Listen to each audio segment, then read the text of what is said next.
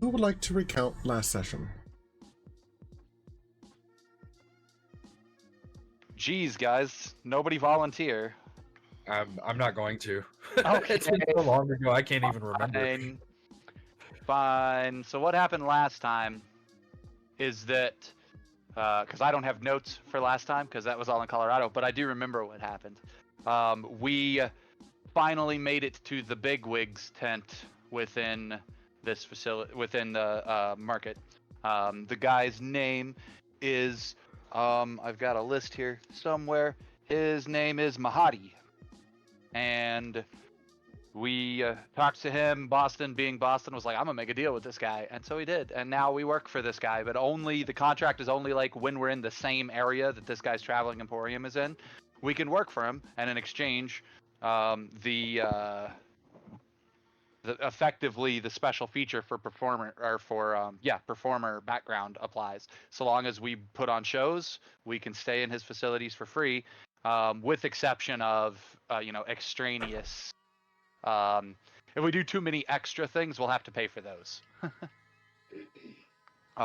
And Mahadi's basically gonna advertise that we work with him. We're gonna advertise that we work with Mahadi. It was pretty much a good arrangement that we came down to.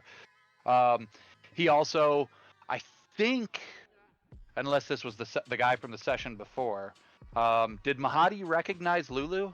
Yes. Yes, I remember So, yeah, but Lulu didn't have any memory triggers while we were in there. We enjoyed a great meal, probably some karaoke, knowing us. We had our own private room, so who knows? That's kind of what I pictured, is the Japanese karaoke bars, like the real karaoke bars, because all of those have private rooms. And that's kind of how I sort of pictured this place. Once we were in and at our private table. But when we left, we had agreed that there were some other things we wanted to check out here, but Boston had basically accepted that our work here was done. The other things we wanted to check out as we were walking away was the forge with the salamanders, because they might be able to help us with our weapons. And what else? There was another place here we wanted to look at, right? I'll remember. Give me a second. Nope, I'm not gonna remember, guys. What else is here? Or Jaime, what else is here?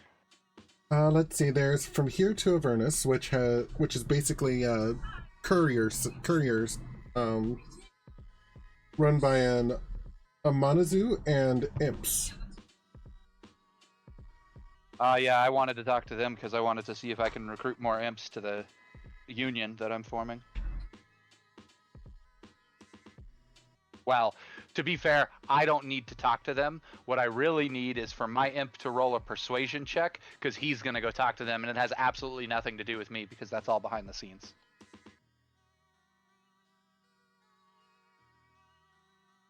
So, is there anything I missed in the recap? Can anybody think of anything?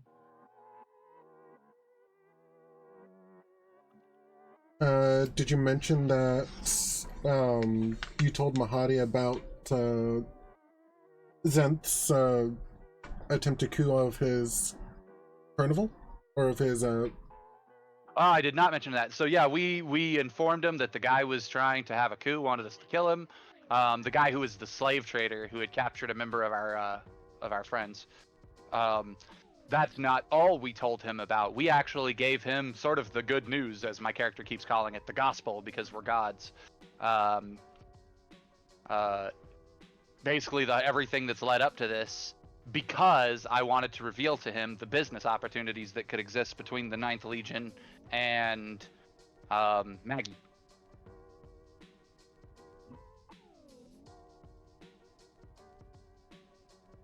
So there's that. No.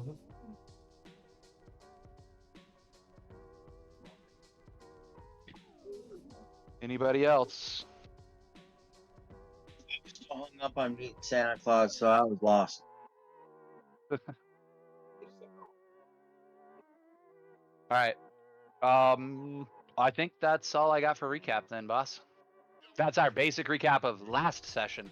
Once we get out of the Emporium, there's a whole other recaps that are relevant to what we need to do. That is very true.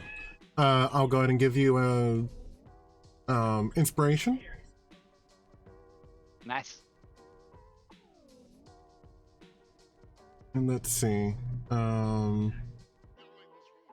Where?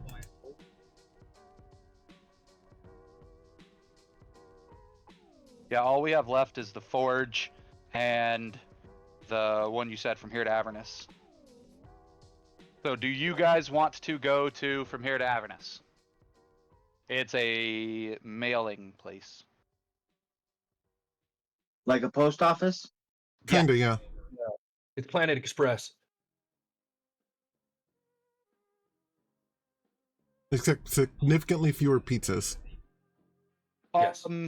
We could save ourselves a trip back to Maggie's. We could just send her a note. That is very true. I'm gonna do that. I'm gonna have my imp help me draw it up. I'm gonna roll persuasion, Jaime, on the letter itself that's going to her to explain the whole Ninth Legion thing, so that we can start that alliance with the Ninth Legion. Does that work for you? Affirmative. Okay, skills, persuasion. I'm gonna think really. Well, you know what? Let's roleplay this. Jaime, like, describe to us from here to Avernus when we walk in, because I want to know what it looks like. I was just assuming post office, but like maybe there's a description. There is a description, in fact.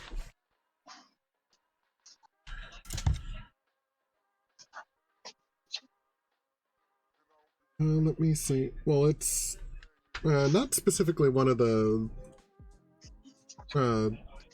tent, but basically that's, or you walk into the tent and you see aligned along the lines of the tent, or along the edges of the tent, are basically cabinets upon cabinets upon cabinets, just kind of strewn about. There are at least 5 different imps going from cabinet to cabinet,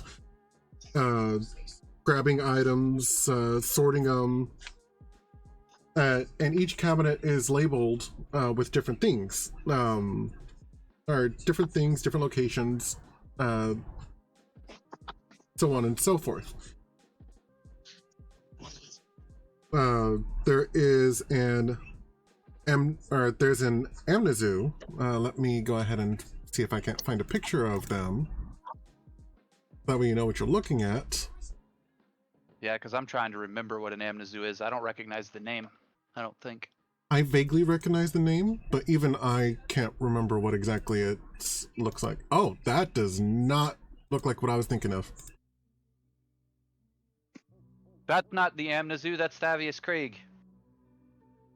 Huh. That is an Amnesu. That is Stavius Krieg as an Amnesu. Look at it. That's the same freaking guy we fought. Except he's got things growing out of his back. Well, wait a minute. They turn into demons. Bad guys, when they go to hell, they turn into demons. Oh man, are we gonna have to fight Stavius Krieg again? I don't wanna. This is another image of them. I like their little stumpy wings. Yeah.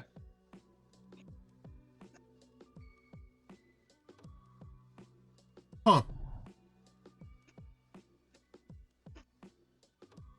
How did you recognize that as Stavius Krieg? Because I've seen most of the pictures from the book at one point or another. Oh, interesting. Because I download a lot of these pictures for character reference and shit. I got like a 3 or 4 gig folder of just the official artwork from the different books. Good to know.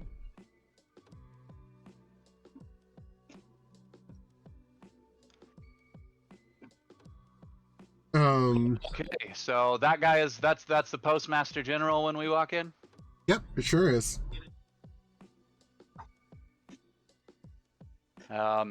My imp turns immediately invisible and has nothing to do with me.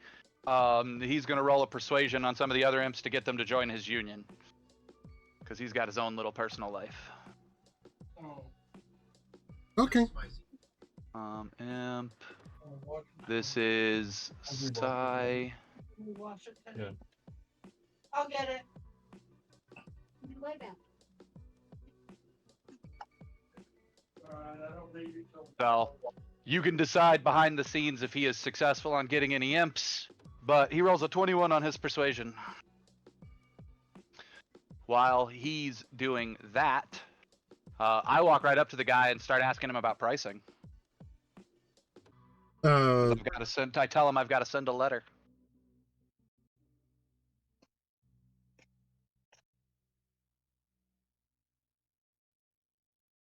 Fair enough, and straight to the point. I like the cut of your jib.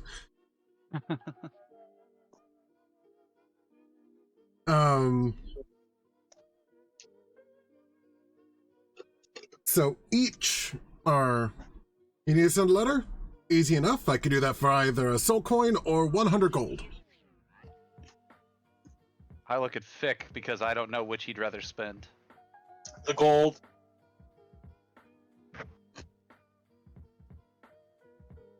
Do you give the man 100 gold for our letter?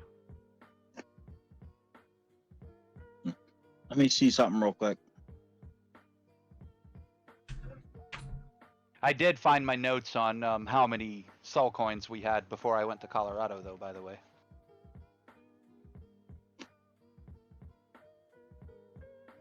We had 22 before I went to Colorado, though I don't remember how many we had to spend at Mahadi's. I think it was just one for each person. All of the gold is... My gold is in the party sheet. I don't have any on my actual character.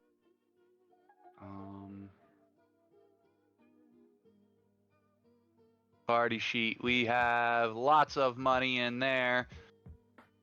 Pull out 10 platinum. Jaime? Okay. Because the 10 platinum is 100 gold, isn't it? I can't remember if 10 platinum is 100 gold or if 1 platinum is 100 gold.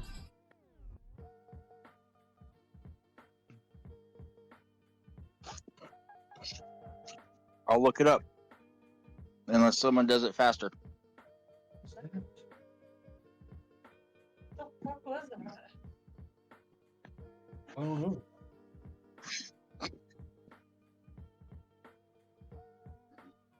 $10 gold per platinum. Okay. I had a car went by, but it shouldn't have done that. So 10 platinum then. Yeah. Yeah, so if you'll remove 10 platinum from our party sheet, sir. Done. Sweet. Yeah. We just tossed 10 platinum up on the counter. Oh, weird. Very well. And to whom will that letter be going? It is a matter of great import that this makes it to Mad Maggie as soon as possible. To Mad Maggie. Okay, I believe that is Ruffles' area for today. Ruffles! Ruffles. An imp pops upon the table. He hands it over to the imp. Mad Maggie's. And step on it. Okay. Oh, and I need to roll my persuasion on that letter. Did I? Yeah, because I only rolled the imps. Damn it! I was going to ask for guidance from somebody before I did that. Oh well. That was the whole reason I started the roleplay thing, is because I was going to say I would look at somebody as I was writing the letter and be like, help me out with this. I need somebody to edit my letter. That gives me 8 another. And I need somebody to cast guidance. I got the guidance. Who would like to help me edit my letter? I will. Okay. Let's try this again correctly.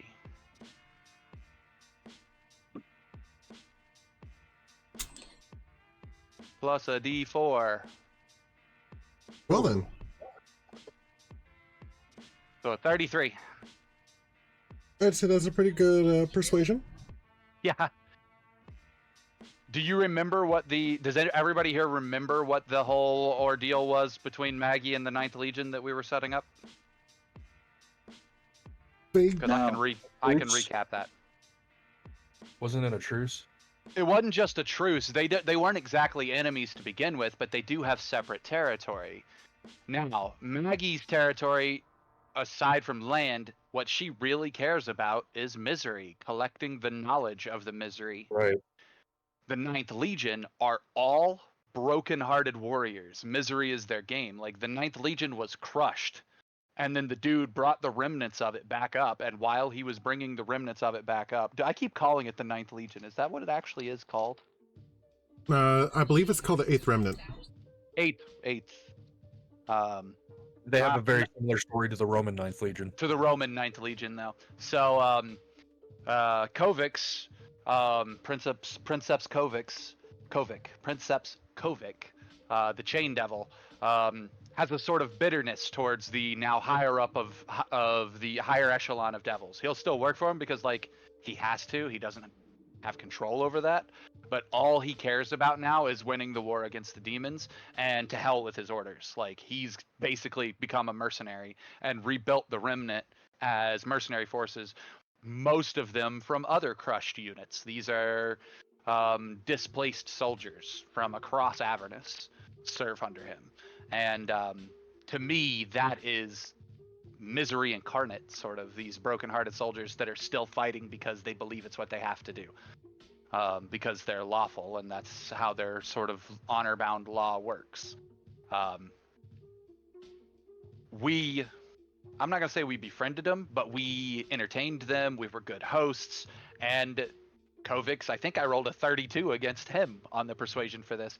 But effectively, the argument was he would be able to have a little bit more of Mad Maggie's territory if she could have a little bit more of his territory, in the sense of, for now, just being allowed to cross each other's borders under correct circumstances, aka his soldiers need respite from the front, they can go stay at Fort Knucklebone, or her red caps can go out and collect, or imps could go out and collect the misery of the battlefield, like battlefield news reporters, effectively. Like, they could record what's going on and bring that misery back to her. But also, when the soldiers come and take respite with her, effectively they're going there for therapy because they're going to unload their misery on her.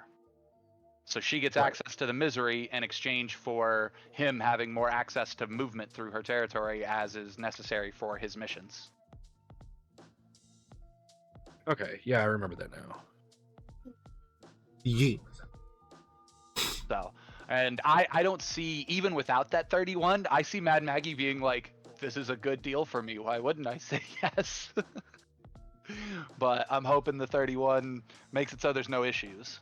And for once, on both of these sides of the deal, I haven't rolled a single deception. I haven't put a single loophole in there that benefits me. It's literally benefits solely the two of them.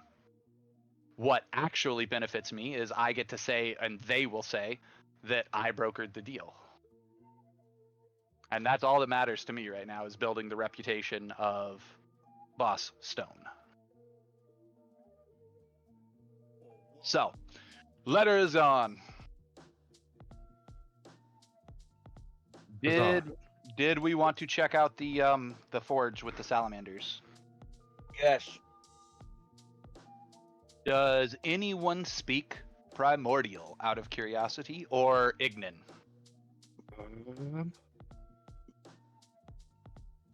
I forget where languages are. Yeah, I don't know where that's listed. Notes tab? No. Abilities all the way at the bottom.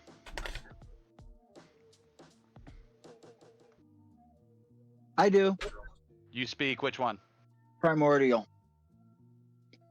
You're going to be rolling the persuasion checks when we go in here, because you're going to talk in their language. Oh, okay. Well, you don't like talking, though.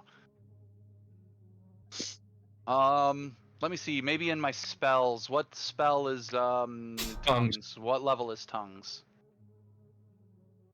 I think it's 3rd. Maybe second. I'm searching right now. Tongues is a 3rd level spell, lasts for 1 hour. I can burn a 3rd level spell slot on that. No, I can't. Not inside of. I would have to leave the Emporium to cast it and then come back in. Oh yeah, we You're can't not allowed to cast cast spells. Oh shit! Hmm? Ignore that +2 from guidance. Because we can't cast spells. Oh, that's right. I may, it's up to you. Did we cast guidance or not? I'll we say remember that- no because because you just remember that it was a thing and it's been like a month and a half since we've been able to play. Yeah. So I am forgiving you on that. Okay. Whew, thank God. All right. So yeah, we'll go in and we'll start talking to him. And if I feel like the conversation isn't going the right way, or I need someone to speak in primordial, Girk, I will telegraph to you telepathically what to say in primordial, but you'll have to roll a persuasion check, and it just means I'll have given you Advantage. advantage from 8 another. So tell us about the forge, Jaime. Okay, you enter the tent for the forge, and this is another one of those tents that is obviously larger on the inside than the outside. My favorite. It is huge. There are you can count 8 animated armors running, or basically running around, moving products and items from here to there. There are also magmins that are kind of floating around doing the same. There's one magmin that's that is sleeping at the front desk. And commanding all of these, and commanding the armors and commanding the magmins are 3 salamanders. One of the salamanders slithers up to the front desk and kind of whacks the magman upside the back of the head. Whack. The magman takes exception to this until he sees that there's someone there,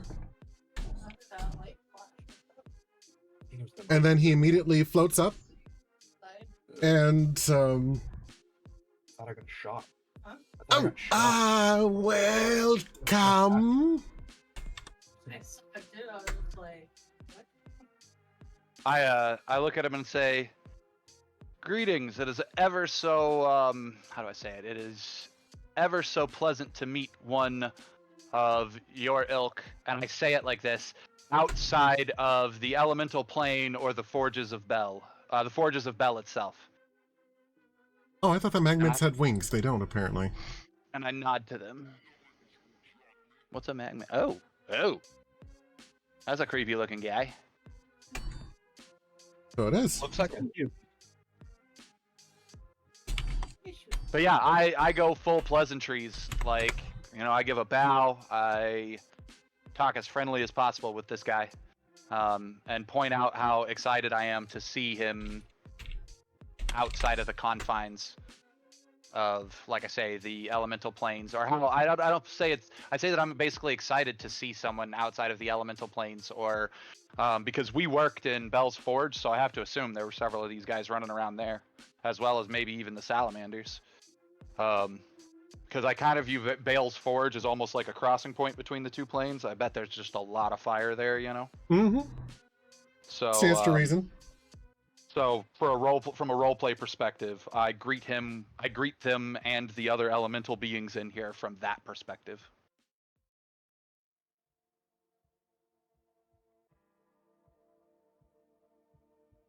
So, how does he react? Oh, thank you. He's not used to friendly. I like that. I like that he's not used to friendly, actually. That makes me pretty happy. It also seems like he is not super comfortable with common. So he's trying his hardest to remember words as he's going along. I sort of paused for a second. Okay, I was about to say, is my insight actually high enough for me to notice that? But I think it is. okay, in that case, I would say to Thick in his head, I think it might buy us actually some advantage if we do speak in their tongue. I'm sorry to end your silence. And I telegraph now from here everything I want to say to Gurk and have him say it in Primordial. But Gurk, none of us can understand what he says, so you'll have to translate it back to us. Okay. So effectively, Gurk is acting as a universal translator mouthpiece for the two of us. Does he feel better in Primordial? Or in Ignan? Because he could speak in Ignan, and people who speak Primordial can speak it.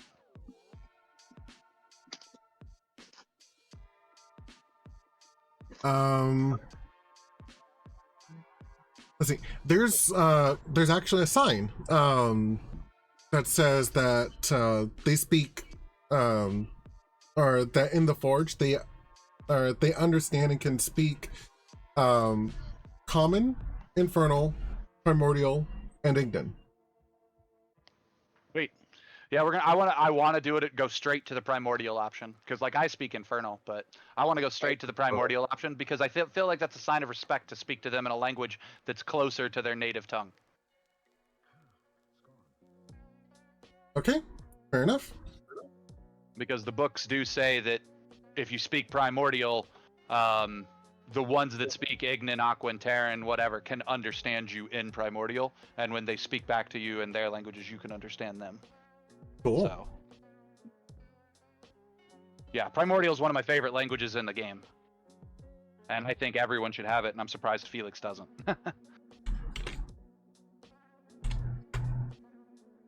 So, does he seem a little bit more comfortable? Yes. Then I let him know that we're here to do business, you know, just basic. We would like care for our weapons, all of that stuff. Maybe replace, I don't know, if Gurk needs more crossbow bolts or whatever, that sort of stuff.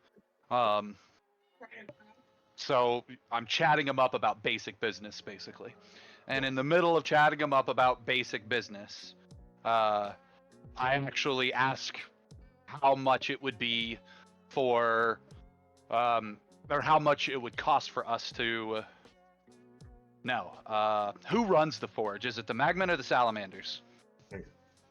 One of the Salamanders, upon you speaking primordial.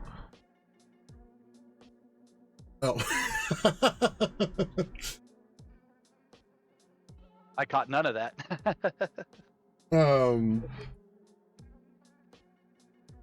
Upon you speaking primordial, it actually catches the attention of one of the salamanders, who kind of slithers up curiously. Oh, yeah, then I would lend the conversation as quick as possible to figuring out whether the salamanders were in charge or the Magmen. Okay. The salamanders. My insight's pretty dang low. I got a 13 for my passive insight, so you tell me whether I can figure that out on my own or whether I need them to actually tell me. My insight's a +9. Must be nice.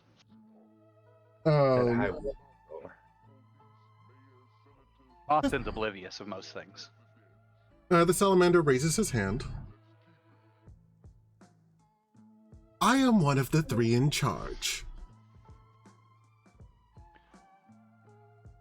I look at him and give him the same original, but directed into primordial so that Gurk is translating for me, so that, like, Gurk's mouth is moving, but telepathically I'm telling him exactly what to say, and I'm bowing where I should bow, and like I said, just as polite as possible with these guys. I'm kind of wanting to go out of my way to show them a politeness that maybe they've never seen. Okay, what is everyone's passive perception again? 23. 14. 19. 13. At least I beat someone. Does Lulu have anything to say about these guys? No, nothing in particular. They're elementals as opposed to demons, so. Yeah, I kind of figure these guys do most of their work with devils, so they're used to being mistreated.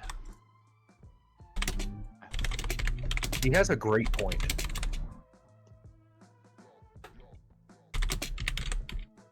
Although too much kindness could be off-putting because they're mistreated so much.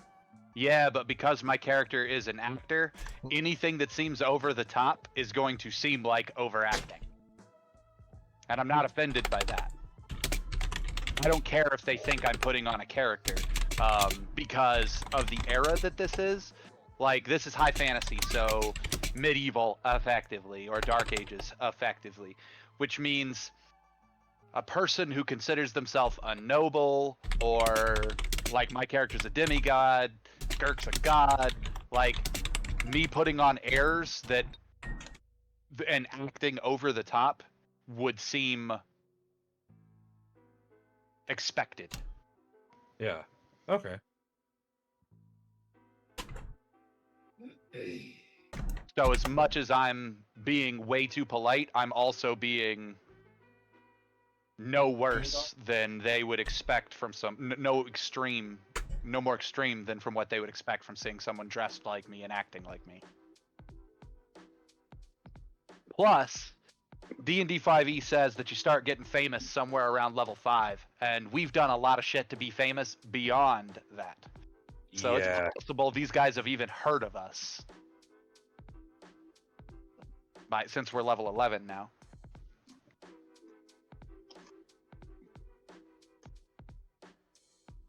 But once I feel like I've gotten their attention with my over-friendliness, Jaime, I basically ask him, the guy in charge, how much of an inconvenience it would be for either us to gain access to their forge for just a moment. Effectively, I want to make another craft check on everybody's leveling item. Or because they're as powerful as they are, and they're freed from the shackles of elemental leaders or Bell's Forge or anyone else that might tell them what to do. So they might be willing to craft for the sake of being expert craftsmen, so to speak. And I'm approaching them from that aspect as well. That perhaps they would help work on our items. Hell, I could see even Cam's druid, who hasn't had a crafting check on this leveling item yet for this evolution. I could see him being comfortable with them doing it as opposed to us doing it, simply because they're natural creatures using the elemental plane's powers. Yeah, the sword denied me. X didn't want to get touched by Bell's Forge. Yeah, but the sword might not have an issue with these guys. No, and I'm definitely going to ask it when the time comes. This is the time. That's me bringing it up right now. Yeah. Yeah, that was on the, I said it so my that mind. I needed 5 successful points of crafting, and nat 20s count for 2 points. And right now, everyone has 1 point except for you, who has none. Okay. So, like, I'm gonna look for every opportunity to try to evolve these items since we've sort of created a crafting system for it now. Yeah. And Jaime, that reminds me, I don't know if you saw my message. I don't know how to pin that link from my phone, but can you pin it so that I can take a look at it later? I can try. Okay, if not, I'll pull it up on the computer and see what I can do. But I really want to look at that crafting system. Okay. Oh, I see it. Okay, it's been pinned. Okay. So I don't know what to do with this information, so I'm just going to out and say it. It has been brought to Gilwin's attention that there is a brand on the salamander, but it's been scarred over as if he was once a slave and has either escaped or been freed. Do you just say it out loud? Do you call that thing out? No, I'm saying it out of character because I don't want to Character. like Um, be rude about it, but I don't know how Gilwin would approach this. Can I pause the game then, since you just brought up an excellent point, GM? Can I pause the game for a moment? Sure. So, there was something that Keith and I have already talked about, but that appeared in the 5e rules for that Highlander Everyday Heroes game that made a lot of sense in regards to the idea of metagaming. And I kind of wanted to bring it up to the attention of the group. So, Cam, to use a specific example, Cam is he's an old guy. He's an elf. He's 100 and something years old. How old is Gilwin? I had him originally at 105, but I feel like he's more like 120. Okay, so he's in his 120s. He's over a century old. That means Yeah. he is going to have skills and experience more than Cam has. Which Yeah. means, but he might not have more experience than, say, Cam plus 3 other players helping him think of things. So that's sort of how they addressed metagaming in the Highlander thing. Your characters could be 400 or 500 years old, 2,000 years old. They're going to know things that is the equivalent of 5 people sitting at a table thinking about it out loud. So metagaming suddenly doesn't seem to me as serious as we've always been taught it was, if that makes sense. Because that's right, these characters are going to have experiences. If you got a character with 20 intelligence, but you got a player with 10 intelligence, you kind of need the other players at the table to help them, if that makes sense. Yeah, I feel like I'm a wise dude, but I don't think I'm, 20 wisdom wise. Yeah. So Jaime, I don't have a what's your godlike take on that approach to metagaming? Yeah. I like it. And that's kind of how I've heard online or like podcast GMs explain it, is that yeah, there are things the player is going to know that the character doesn't, but there's also going to be things that the character knows that the player doesn't. Yeah. And you have to figure out a way how to access that and still make it fun and work with the rules. Okay, so to that end, I kind of think maybe we're all in a little bit of agreement that it's okay that metagaming, just outright metagaming that breaks immersion is not okay, but and you'll know those examples when it comes up, like people are in 2 separate rooms, we're in pitch black and we're trying to get a specific puzzle to play out or something. Like, there are times that you want to be careful with metagaming, but in situations like this where I don't know what to do with this information, party help, player asking out of game, I feel like that's a comfortable time, right? Like that's okay, like Cam just did. Yes. I agree that is okay. And just putting it out there, not saying I necessarily agree with it, but the way I was always taught is if the character knows something that the player doesn't, then the dice is what decides that. That's kind of how I've always done it personally, is I've just been like, does my character have this thing, and roll the dice. So I respect that approach. But I also kind of respect this new age D&D's idea that, because everybody always says it, you're playing to have fun. And if you're not having fun, why are you playing? So if you get yourself flustered because you don't understand something that your character would and dice isn't working with you, suddenly the game's not fun, and that takes away from the point of even being at the table.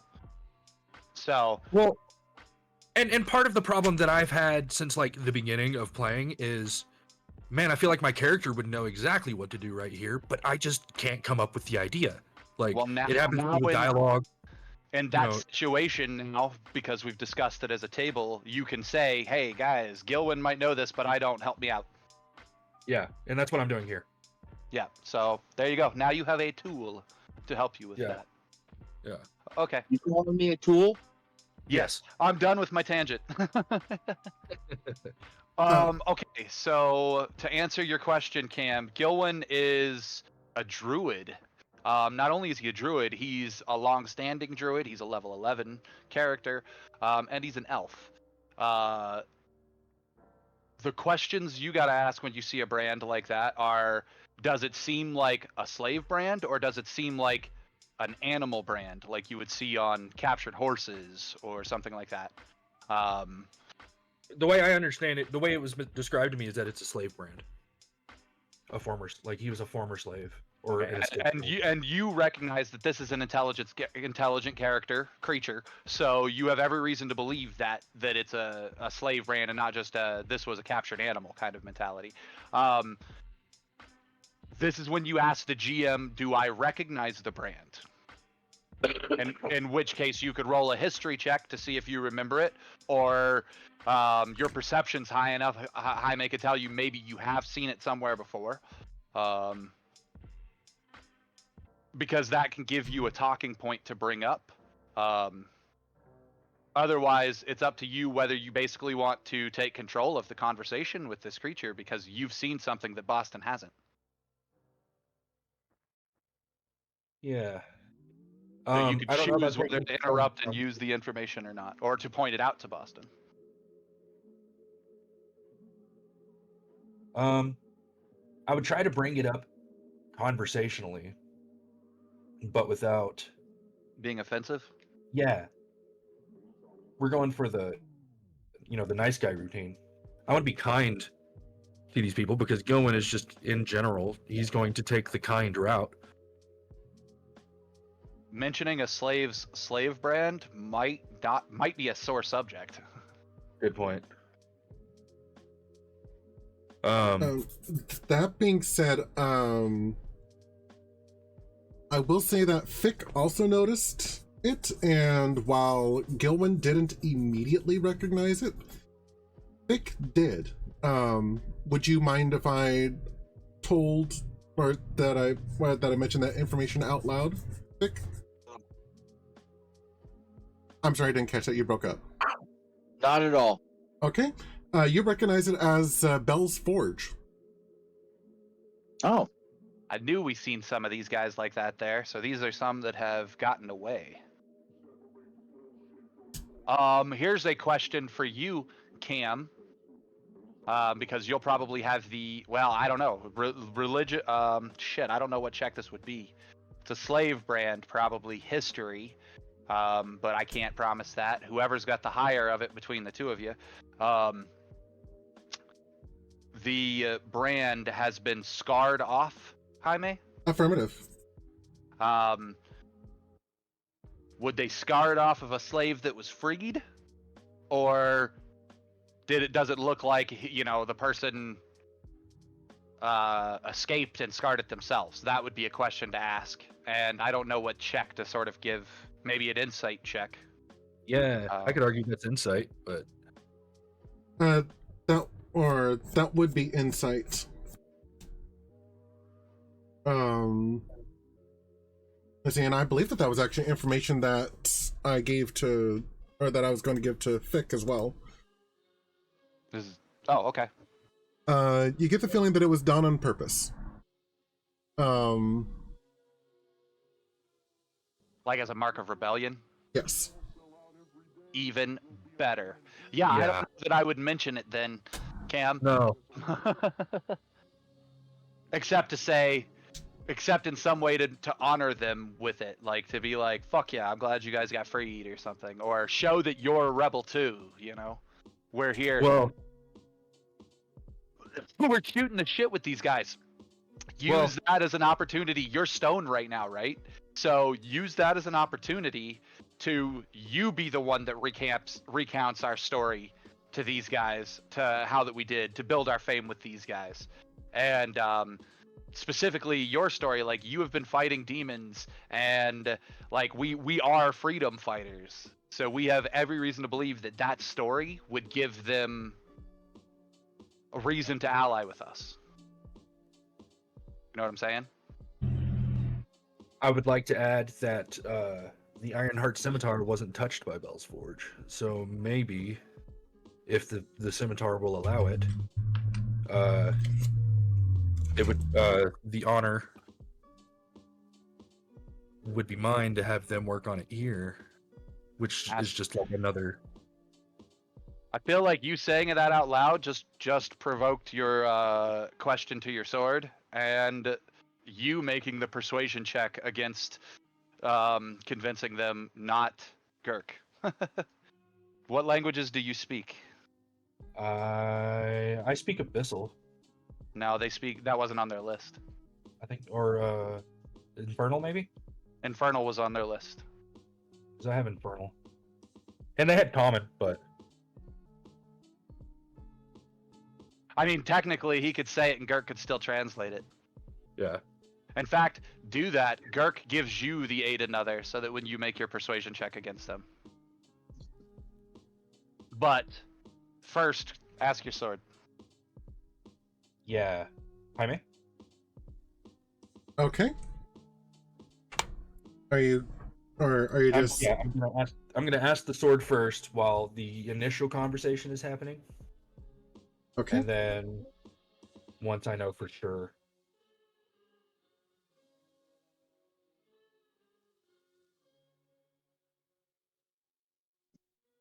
You seem that.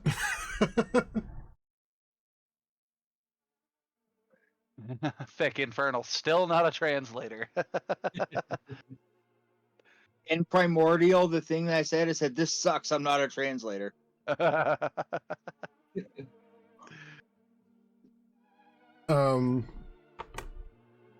It fits though if your character is Mask Reborn though, because you could deceive us with what you say if you want, and we, even if you don't deceive us, we have no way of knowing one way or the other if you've said the right thing, which is very Mask. Well, what's really funny is I am a also- translator. I can just drink from my mug and speak Celestial. Well, yeah, but speaking Celestial isn't necessarily what we want.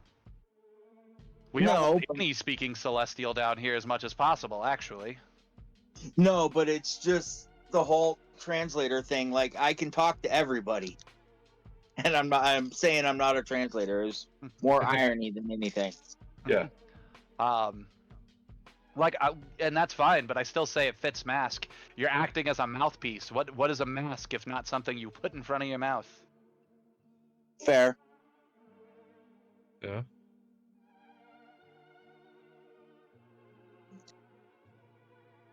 So, what does his sword say?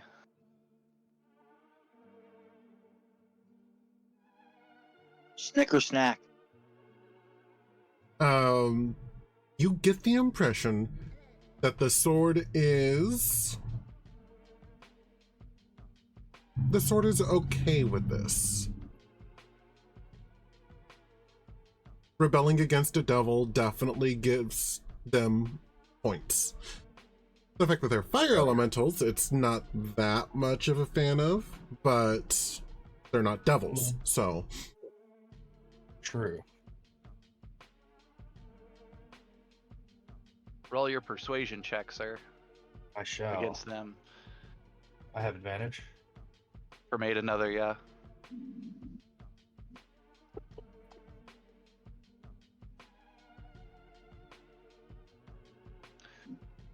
What language do you say it in? I'll use infernal. I'll pipe in and be like, "Ooh, in fact, could you not help us?" Well, I'll wait. If they say yes, then I'll pipe in and be like, "In fact, could you help us all?" Because I was already going to ask for all of us anyways, so that's just the perfect opportunity to pipe in. And I'm curious how they're reacting to our flattery.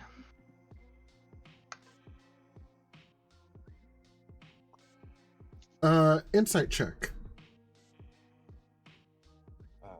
Okay.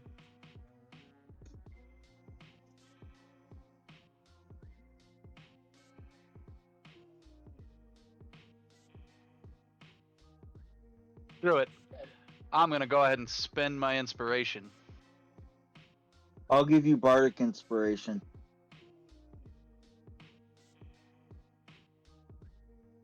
I just rolled that as a 20, not the skill, so 18. Isn't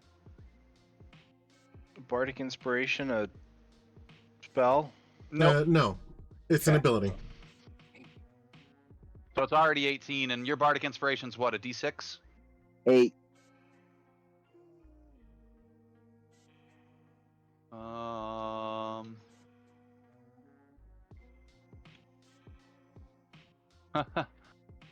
So how's a 25 Oh. on my insight to understand what they think?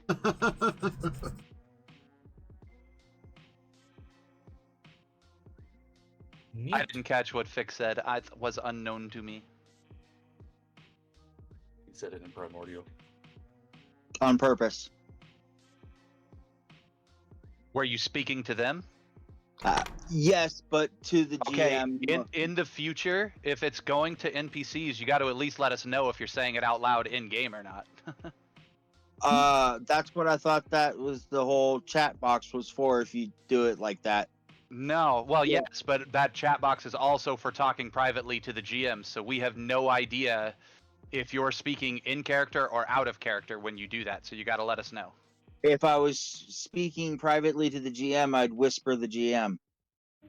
Yeah, not necessarily. We had whole languages created specifically so that we could talk privately to the GM without whispering. Oh yeah. We do? Yeah, I have corn doggish. I don't know what everybody else's is called. I have common, gnomish, infernal, and primordial, and that's it. It probably wasn't be- added to his character sheet. Oh. Oh yeah, he does have a new character. Oh, yeah, when we created your new character, your new language wasn't added. Right, because it looks like Gurk has the language Gurkish. Yep. And Yeah. Kim has the language Fire Nation. Yeah, I never understood that one, but Mana. oh yeah. Duh. Keith has Druzzlian. Brazilian. Jaime has Bengalian. So I repeat, when we're typing in the chat box, we gotta let us know whether we're speaking out loud or not. So that was out loud in game. Whatever you said something to them out loud in game. Yes. I'm gonna turn and look at you like the fuck. The look on my face is very much. What was that? I'll wink at you. That's it.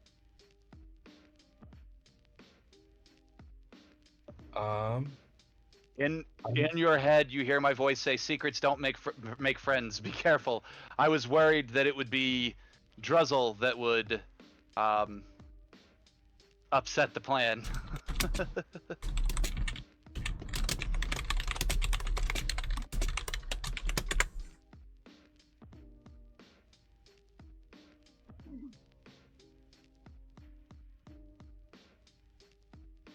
My book pages rattle, and I look at my book like, "Come on, man!"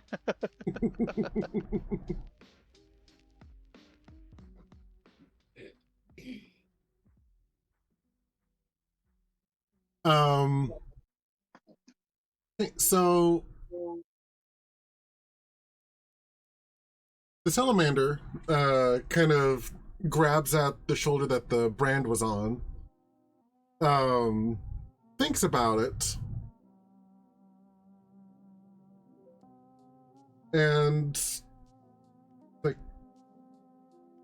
you know what? Okay.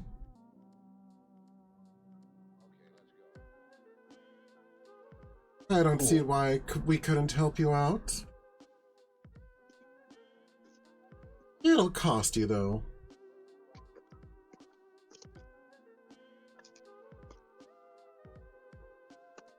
Anything to aid the cause. Oops. I didn't mean to share that, but I just realized I had it. And I'm not going to press the issue now, but I get a +4 to all of my charisma checks. So. Oh, damn, you do. You need to go add that to all your charisma skills as a miscellaneous modifier. Yeah, I just did. Neat. Yeah. You can actually let me pull up my character sheet. I think you can actually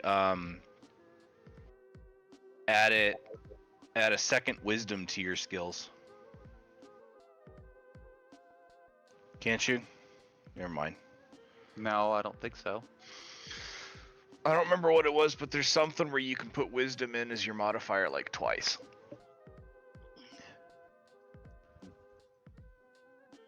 I'm not worried about it right this minute. Right now, I've got it for what it'll work. But if we figure it out, we can change it. Yeah, you Well- became significantly more of a face character with that. Yeah. Which skill did you pick? Deception, performance, or persuasion? persuasion, so I really should have had a +8 to that roll. Wow. Actually, it's not a 4; it's a 5. Yeah, so it's it should your have been +9 to that roll.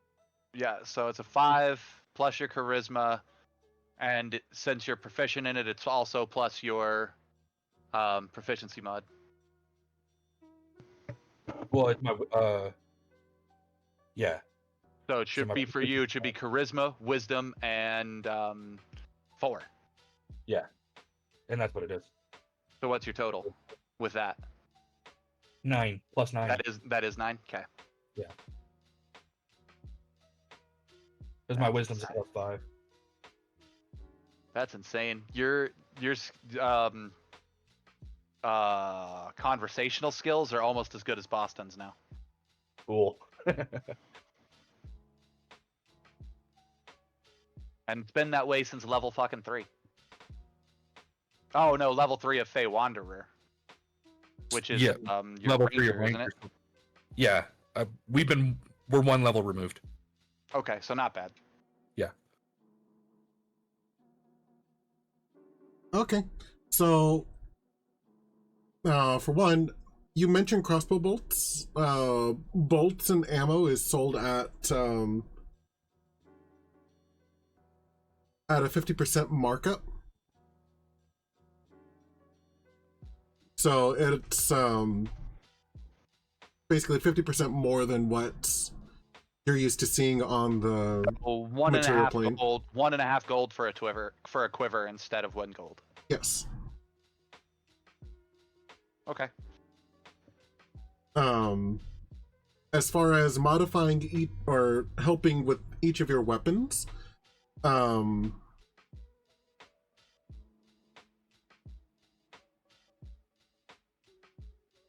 he's offering to do it for 200 gold per weapon. So 1, 2, 3, 4, 800 gold.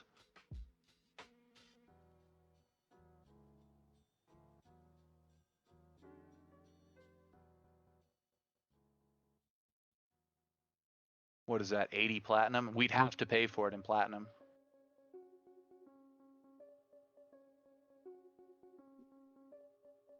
Garrick, I like. What's that? How many soul coins would that equate to?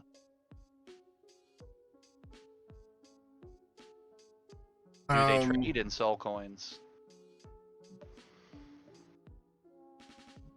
You can assume that they do. They actually have, or they have or one of their. Why do I forget what the word is? They have one of those infernal rides in their tent. Let's see, infernal war machines. Yeah. They have an infernal war machine in their tent in the back, but it looks like, or this one looks unusual. It looks like it's been cobbled together from half a dozen others. Cool. That's actually kind of fun.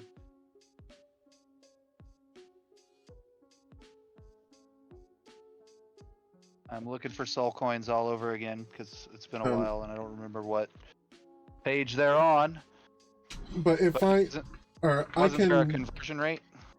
Yes. Here to Avernus, I believe inadvertently sets a conversion rate because they can do either 100 or they can do 100 gold piece in coins or gemstones for each soul coin. So 100 gold per soul coin? Yes. We had 22 soul coins before I went to Colorado. We have 27 according to my sheet. That's because when I was in Colorado, you and I sat there and we all tried to figure out the math and we thought it was 29. But it was 22. So that explains that. But I remember you and I sitting there for like 15 minutes with Jaime last session trying to figure out how many we had because I didn't have my notes.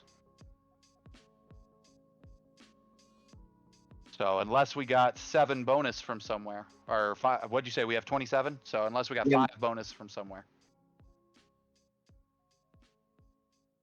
that I don't know about.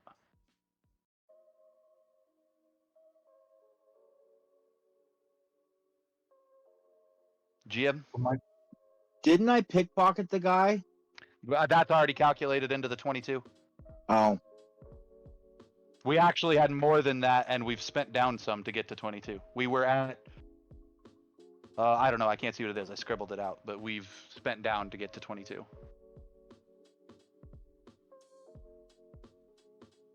Aren't soul worms worth soul coins? Yes. 1 soul coin per larva. I have 3 larvae. Still.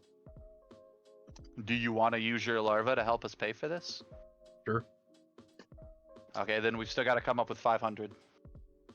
But I still just want to figure out what our exact number of soul coins are. I'm going to say 22, definitively.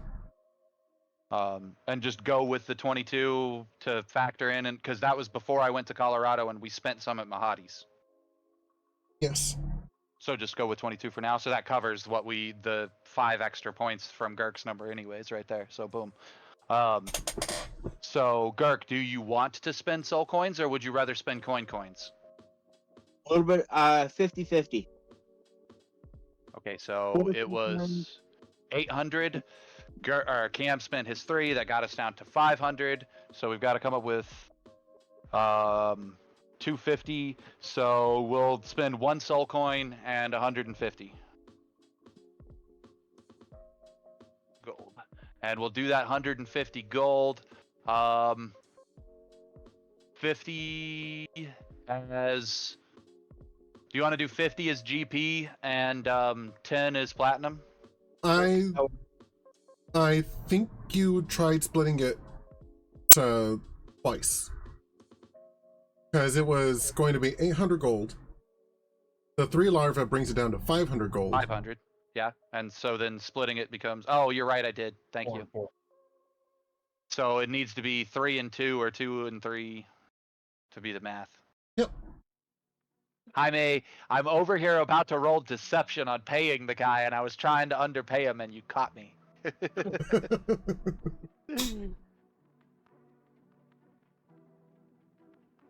A valiant effort. That was a solid haggle moment. I had cut that number in half so perfectly.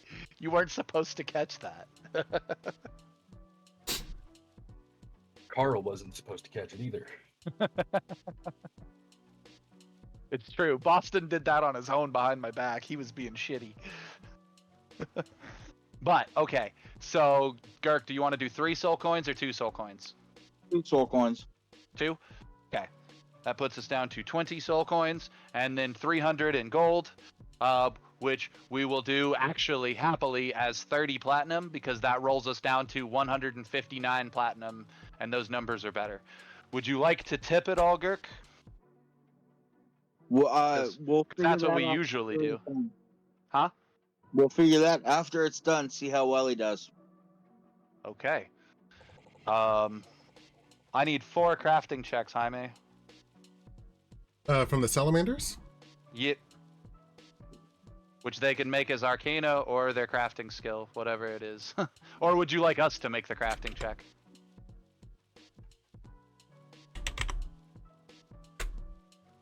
One Because moment. they're still using our gear that's already been crafted.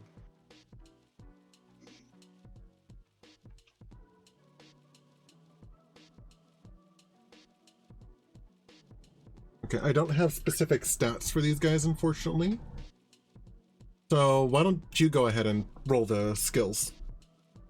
Same as I would have before. Yep. Okay. So we'll start with Girk's. That's a pass.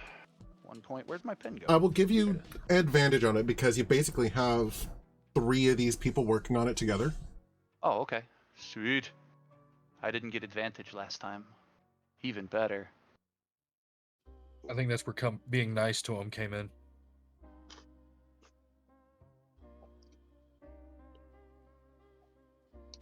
That's Oh, a much that, better- actually, that's what I did. Nah, that's fine. We'll do it that way. All right, Dirks. Keith's. Keith, do you want yours worked on here? Sure. Oof.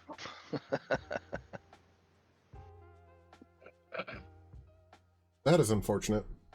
And I remembered what I did because I just found my note, Jaime. It was above a 15, or I'm sorry, anything above a 10 is a pass. Above a 20 is 2 points, and a nat 20 was 3 points. Nice. So Girk actually got 2 on his. Keith got 1. We're going to Cam's. Advantage.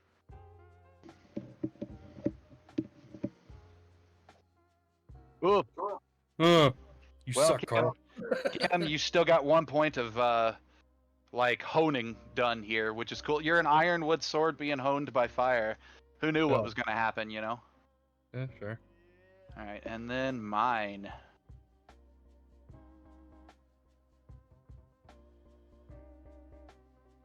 You forgot to do advantage. No, No, it was in there. Oh, All right. It is possible that the next time I roll a craft check for these guys, that 2 of us, well, actually technically up to 3 of us, but it is definitely possible that Girk or myself could actually get a evolved weapon at or evolved item at the next crafting check. So, 2 of them actually did really well there, Girk, and all of us got at least 1 point. So, how do you feel about tipping now? 80 gold?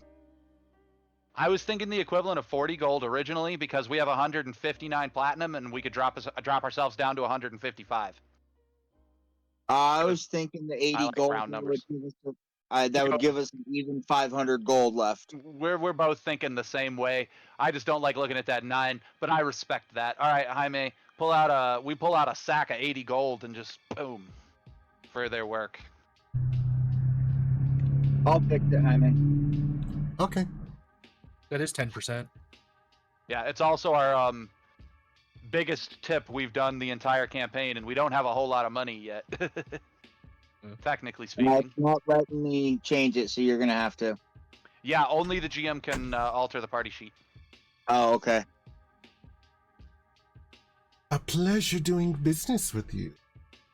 Of course, and please, anytime we're at Mahadi's and you want to catch a show, you are more than welcome. I heard about that.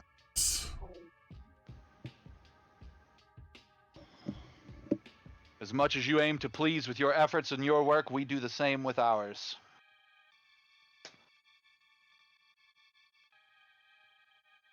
Jaime, I think we're done with the Wandering Emporium. Sounds like it. Good, let's go fight something.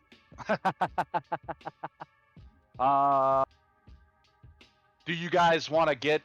I mean, I think we've all had a long rest recently mechanically, but do you guys want to, like, roleplay-wise get a long rest before we start? Or just get out on the road? It's not like there's a nighttime here. I vote.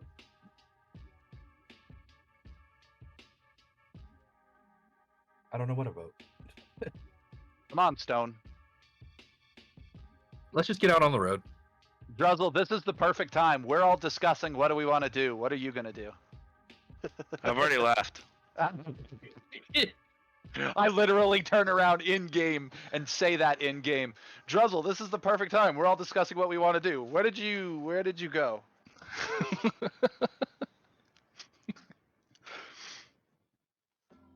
He's already at the... He's at the car.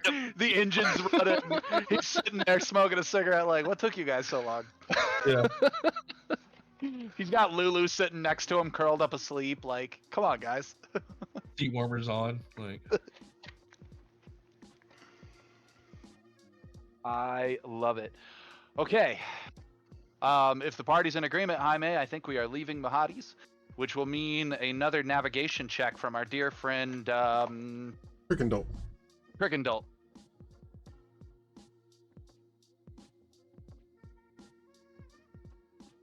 Right, let's see. And we don't need to go to Maggie's anymore. Did we have to go back to the mirror? Yes, you What- still are. Eventually? You do have to go back to the mirror. And then to the tower. And then back to the Obelisk. obelisk. But you did technically pick up another thing that you said that you were going to do.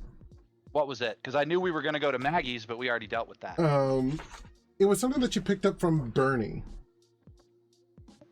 Shit, I do not remember that. It wasn't something that she actively asked you to do.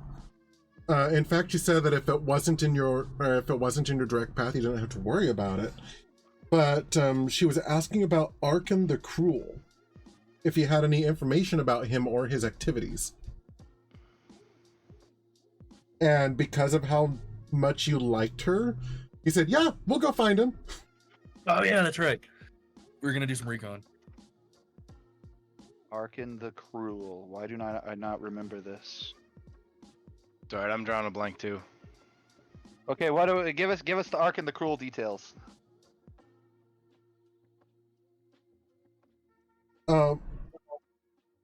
Well, basically, Bernie has been a little bit concerned about the increase of activity within Tiamat's followers.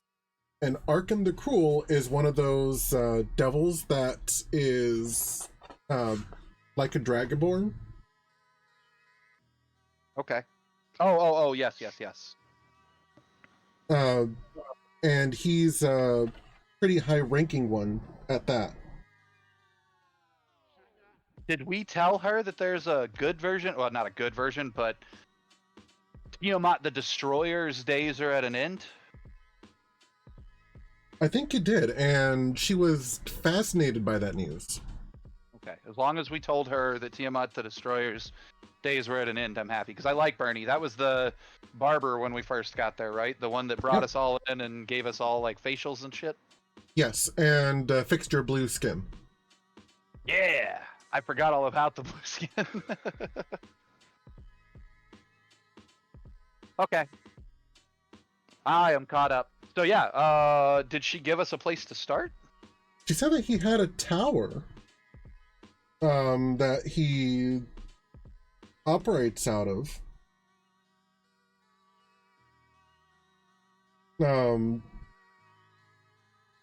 But she doesn't know exactly where it is.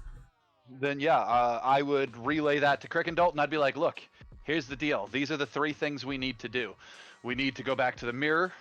At this point, I summon my Frost Imp and be like, we've made a deal. And as you understand, the deals of Avernus must be adhered to. So we have to go back there. We also have made an agreement, a friendly favor, to help someone in need. This Bernie does not like this Arkan the Cruel. Has every reason to not to. And Bernie is a frickin' sweetheart. So if we have the opportunity to do the favor for her, we should. And then lastly, we're going to have to go back to the tower. So somewhere between the magic mirror and the tower, and our way there to either of them, you need to find our way to, or I'm sorry, the obelisk. You need to help us find our way to Arkan the Cruel's tower, if you might. And I look at Lulu, any of your memories that could help us. And I basically just literally I dole out rules like I'm the guy in charge, like a this is what we're doing, a general, and I'm full on playing up the role because now my magic's back now that we're out of Mahadi's, and I've got my illusions going, the whole 9. And then as I give my speech, I turn around and walk away. I'd leave everybody just kind of standing there like, you guys decide what you want to do. I don't remember if I shared this, by the way, but this is a salamander. You did not share it. Oh, I actually pictured a salamander like World of Warcraft or something. Like a little lizard. I love them even more. Yeah. Those look cool as hell. Right? Yeah. Damn. Okay, I might use more salamanders in D&D 5e now. Because that's a cool creature. Yeah, it is. They kind of remind me of fire-based merfolk. Yeah, or Nagas. Yeah. Okay. Party, the decision is in your hands. Where's Crick and Dolt gonna go? Is he gonna go to the mirror, or is he gonna go straight to her tower, or find something in between? He's going to navigate towards the mirror. And we'll see what happens along the way. Cool. He almost got you lost again. Oh god. I mean, last time he got us lost, he found Mahadi's Emporium, so. Okay. So he navigates you back to the mirror.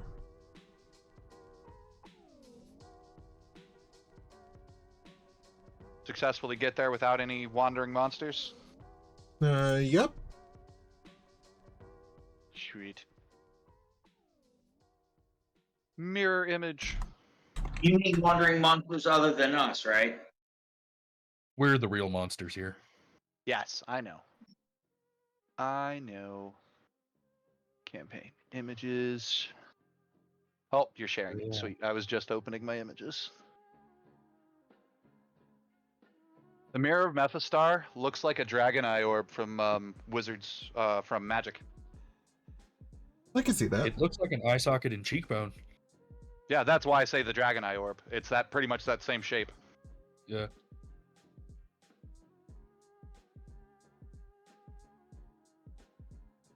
Sweet. I didn't let anyone else approach the mirror last time. Party, who wants to go to the mirror? Should I go, or is somebody else gonna go, or are we all gonna go? Since the agreement was with Felix at the minimum has to go. Okay, I'm gonna step off there.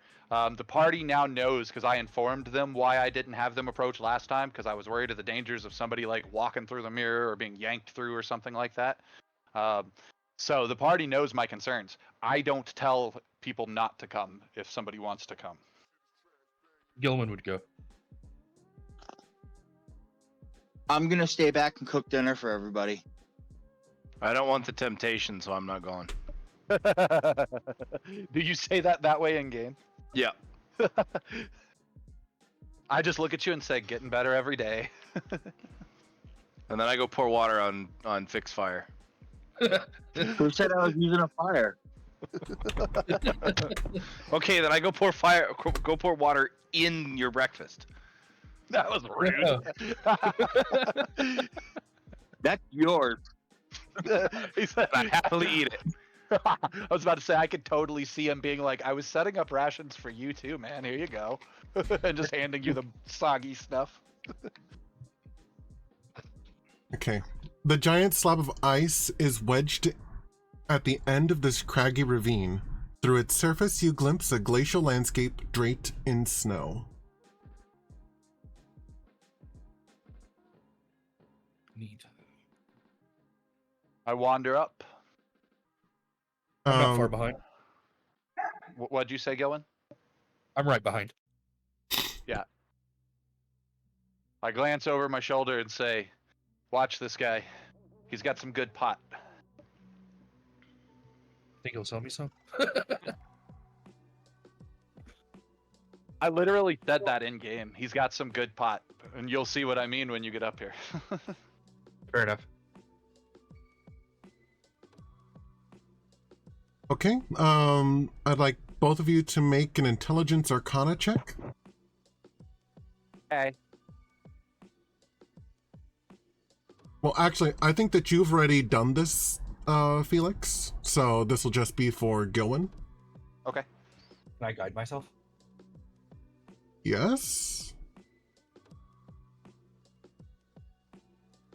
Guidance is a reaction in D&D 2024. Oh, cool. Neat. 18. Okay. You don't recognize the landscape behind there. Okay. But both of you, you see a reflect. Oh, now I remember what the check is because Boston did figure it out last time. Right. But both of you look into the surface of this 20-foot mirror of ice, and you see a reflection as soulless, haggard, and encrusted with rime. Neat. I use my reflection to adjust my hair and goatee. I completely ignore the grime. Or the rhyme. I don't know why I said grime. And I actually need both of you to make a intelligence saving throw now. Cool. Oh. I didn't look at this last time. Nope.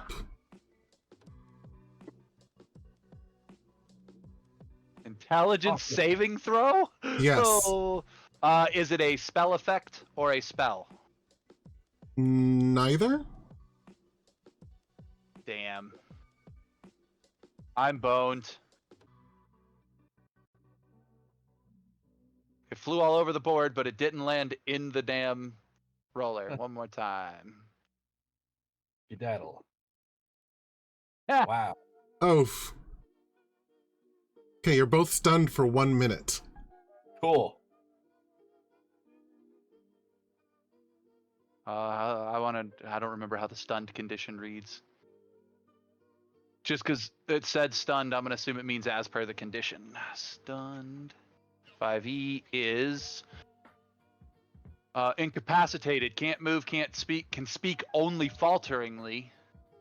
Automatically fell strength and dexterity. Sorry. Here we go. And attack rolls against us will have advantage. And then we're also incapacitated, which can't take actions or reactions. So that means all we can take are moves, bonus actions. No, we can't take bonus actions. We talked about this last time. Technically moves apply, but the thing says on stunned can't move. So yeah, balanced across. Okay. So the two of you are stunned for 1 minute. Your eyes locked with your reflection's eyes. And as you're staring into your reflection, you see the eyes start glowing into bright embers. And you feel like something or someone reaches into your mind. Sifting through your thoughts and your fears. I can only speak falteringly. I am going to soliloquy. Okay? Gilwin, we stare into the frozen waste of Mephistopheles. Don't make a choice to hide everything, or know we've hidden nothing. Because if he's rooting around in our thoughts, we're fucking boned. We've had our thoughts rooted around in before. It happened to us when we met the Aboleth. Oh yeah. So you're saying protect my thoughts, because As much as you can. We can't. We're already boned, but we're in roleplay mode, so I'm gonna go ahead and say that. Because my character doesn't know that you're locked, because he's too busy being stunned and locked in place himself. But you did not know that that was the realm of Mephistopheles, and I did, so that was a roleplay moment for me to give you that information. And all of a sudden I see Felix trying to distract whomever is filtering through your mind with the distraction dance. Oh, dude, I'm absolutely playing walk around a carnival in my head. I am playing out every memory I have about being a performer, every single one. He's going to go through those first. He's going to watch every show I've ever performed. He is not only going to, he might learn about our mission, he might learn about the caravan in El Torel, but he's also going to learn all of our mission. Like, we have been heroes, we have been criminals, we have been gods, we are gods. Like, come on. Like, I want to overwhelm him with our story, which I know I can't. He's a super powerful being. I don't know what level Mephistopheles is, but I'm betting he's 25, 30 CR. So, yeah, I'm pretty sure, like I say, that we're boned, but I want to give him reason not to interrupt us with our story, because because of what our story is. So we'll see what happens. Okay. Can I roll persuasion on him reading my thoughts? To what end? To convince him that he doesn't want to interrupt our plans. Sure.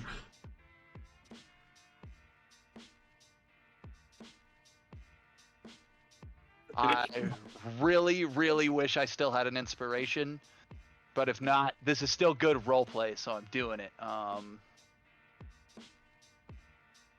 on, got dice gods.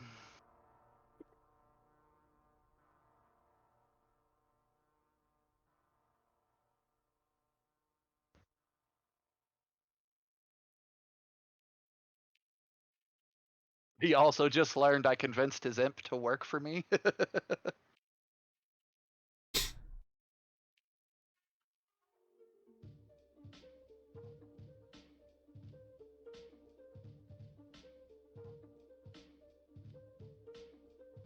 Okay. Shortly after you are released from your stun, your reflections fade away, and from the distance you can see a Cambion flying towards the mirror. I know this guy's name. He's in my notes. Dean, Rigoreth. yep.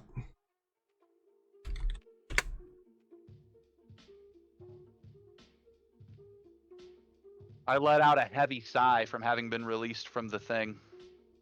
And I kind of look at Gilwyn for a minute. Because he knows he's been rooted around in as well. What's Gilwyn's look on his face? And I actually will telepathically say, because hell, our brains have just been raped anyways. I telepathically reach in and say, "You okay?" He would shudder at that, just like, I've just been violated. You could have spoken out loud, damn it. You say that in game? Yeah. I love it. Boston goes, "Yeah, still got your bark and your bite."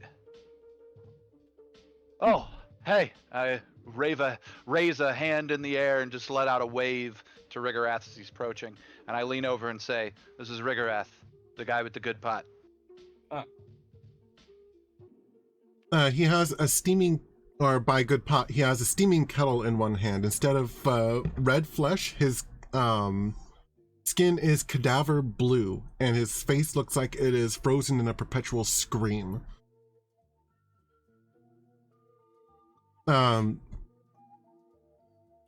He raises the kettle to his face, pours boiling water onto it, and does so before he speaks.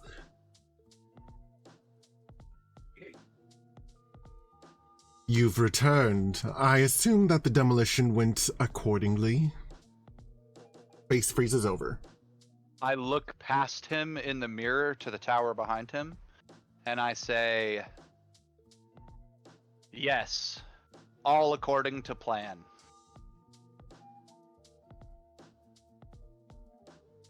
Are you ready to fulfill your end of the deal?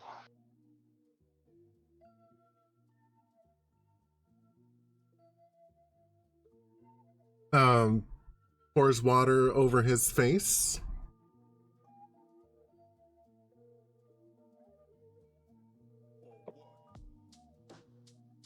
We are.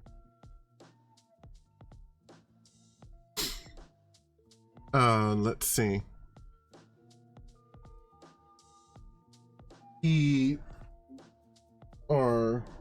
Oh, that means he also learned that we plan to dethrone Zariel and or make deals with her so that she voluntarily gives up her throne.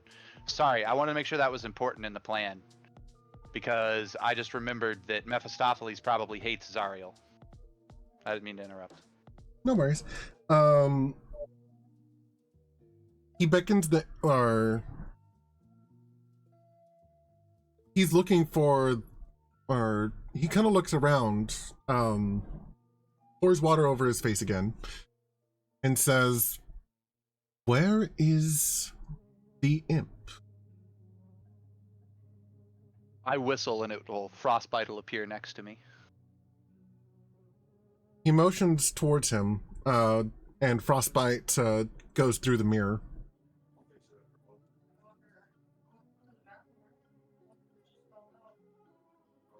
He looks down at Frostbite. Frostbite simply nods. And Rigorath nods in acceptance. Um,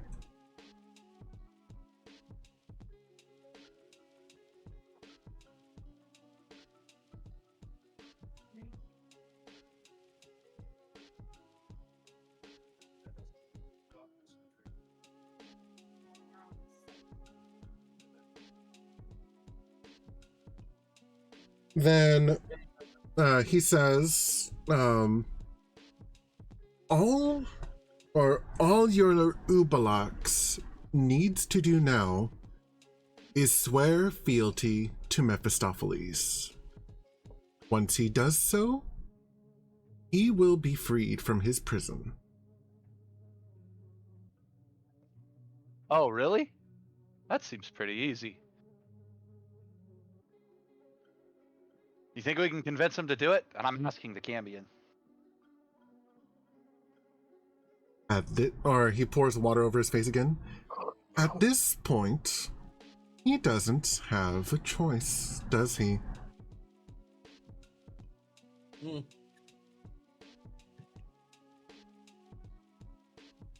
Well, we figured out that I'm pretty good at convincing people at things, so if this is what Mephistopheles wants, this is what we'll do.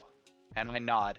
And you just heard that, Gilwyn, me saying we'll do this for Mephistopheles. This is the first time you've seen me do what arguably is an evil act in saying that, like, I'm down for helping Mephistopheles without hesitation. That's not necessarily concerning to him. Okay, good. I was worried about your feeling, given that you have a particular opinion on devils and demons. I mean, I've gotten to the point where we're in a situation where interactions with them are inevitable, and resisting it is futile. Okay, that's fair. We'll never get anything done if we don't bow to the red tape. Yeah, if that makes Gilwyn evil for now, then he accepts that, because, I mean, he is technically going against his own, like, his convictions, I guess. But we have started the slippery slope of falling to the dark side. that's what has happened. Okay. But his alignment was, I think, lawful neutral to begin with. The law Fair of enough. nature, and then neutrality based off of nature don't give a fuck, you know? Yeah, your idea is the balance. Yeah. Yeah, okay, so Jaime, from a roleplay perspective then, given that we know that he just brain raped us, and is very probably listening to this conversation right now, still trying to go along with that whole persuasion check of 28 I threw and everything, I'm doing it to play nice with Mephistopheles. If this is what he wants, then this is what we'll do. And so he would see that or hopefully understand that. Or maybe he's not paying attention at all. He is kind of on a higher pay grade.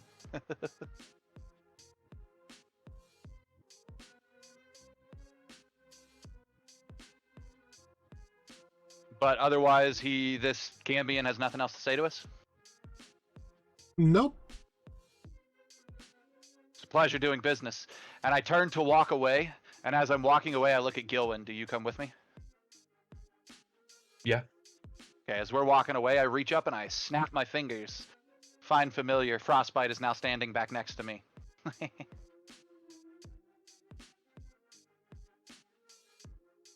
Just because I'm friendly with his boss doesn't mean I'm going to let him just blatantly assert power without me asserting some back. And this is the only power I have over his domain, is summoning one of his minions, because his minion works for me. So Sure. I call Frostbite back to my side as a show of, you may have knocked me down, but I'm not out. All right.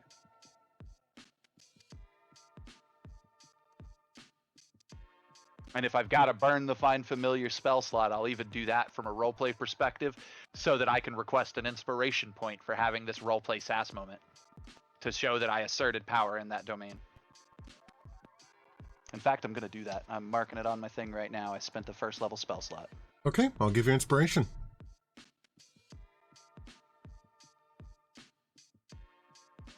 You summon Frostbite back to you, and he actually looks like he's grabbing at his neck and like patting himself all over.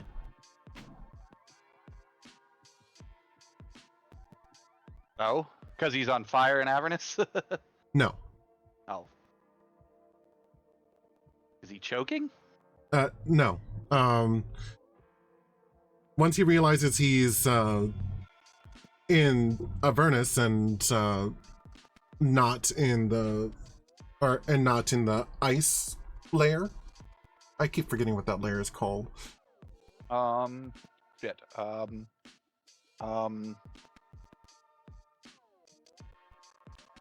I don't have an answer for you. I'll figure it out in a minute. He look up at you and says, "Thanks." Says thanks. Yes. Hey, I told you, any of your kind that works for the Union, I might occasionally tug your leash, but I will always make sure you're free. You're bound to no one but yourself. And for the moment, at least, I release the hold on the spell so that he can go into it, so that he's not an active familiar. He can go into his pocket dimension if he wants.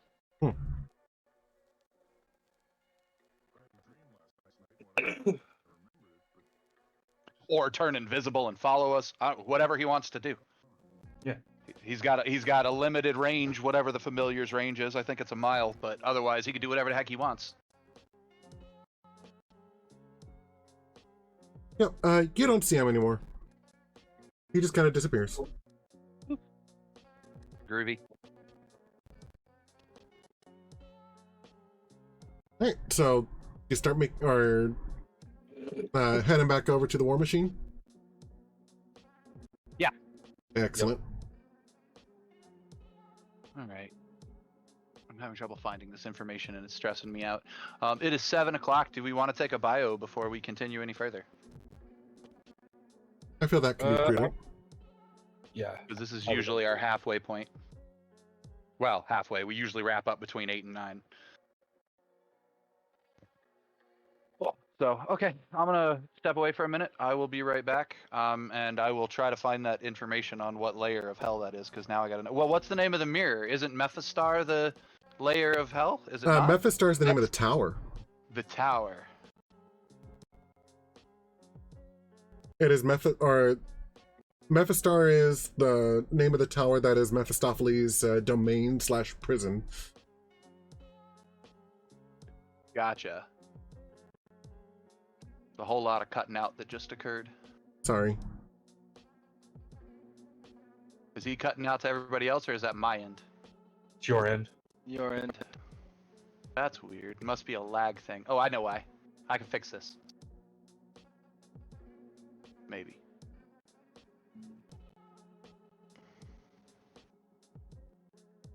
I was gonna say, you're already wired. You shouldn't be having any issues.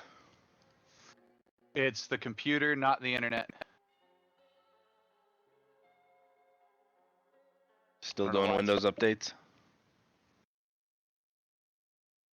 No, it's because of how it might be, I guess, but it's because of how everything is running.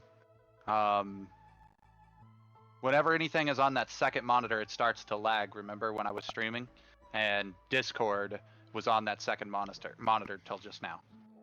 Ah.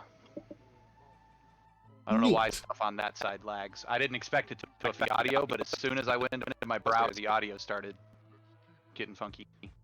The layers of hell are Avernus, Dis, Monaros, Plethagos, Stygia, Malbolge, Maladomini, Cania, and Nessus.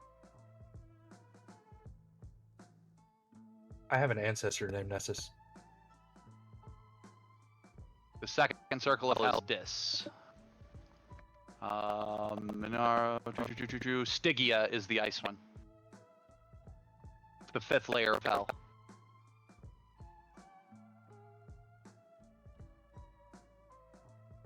Excellent. So, I will be right back. All right. See y'all in just a couple minutes.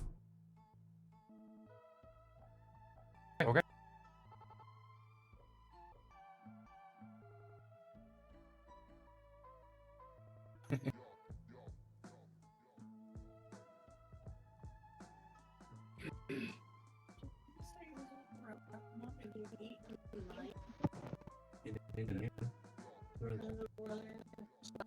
Yeah.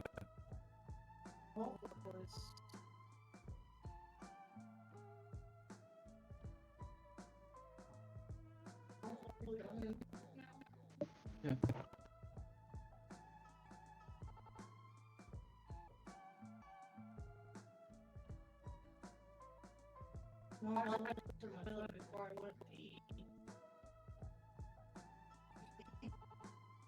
I mean, it's not like it's already been shit.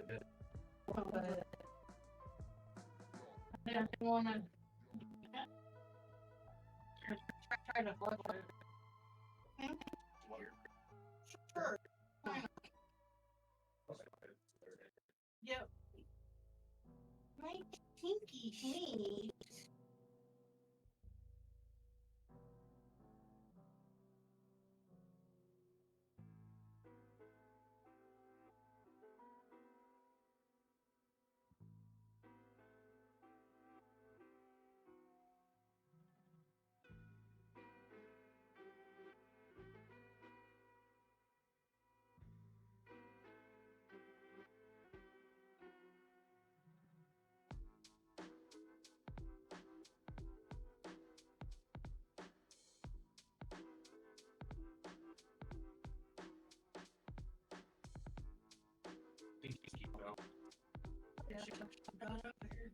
No, she jumped up there on her own. She tried to get back up.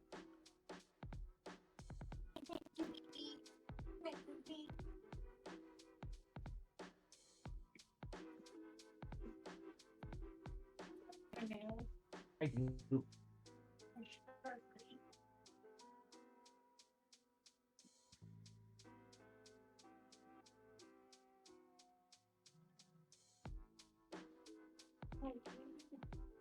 It's candy.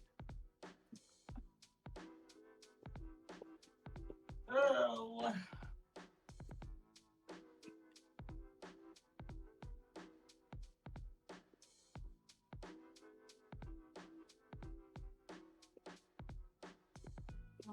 Where do you guys stay for 5 minutes? Yeah. Why do you do this ugly looking shower? I mean, it looks good, but That's Seth's ex-wife. I don't know. She's weird. Yeah. Yeah, weird. Yeah. What? What was weird? You said they were weird. Oh, I said, yeah, they were weird. Oh no! Did you see that orange shower I posted? One that looks like it belongs in a fire station. The school bus. I think it's darker yellow or deeper yellow almost when it's put next to that red, so it really reminds me of a fire station. It's the same color as my pickup truck when I got out of basic training. weird lady.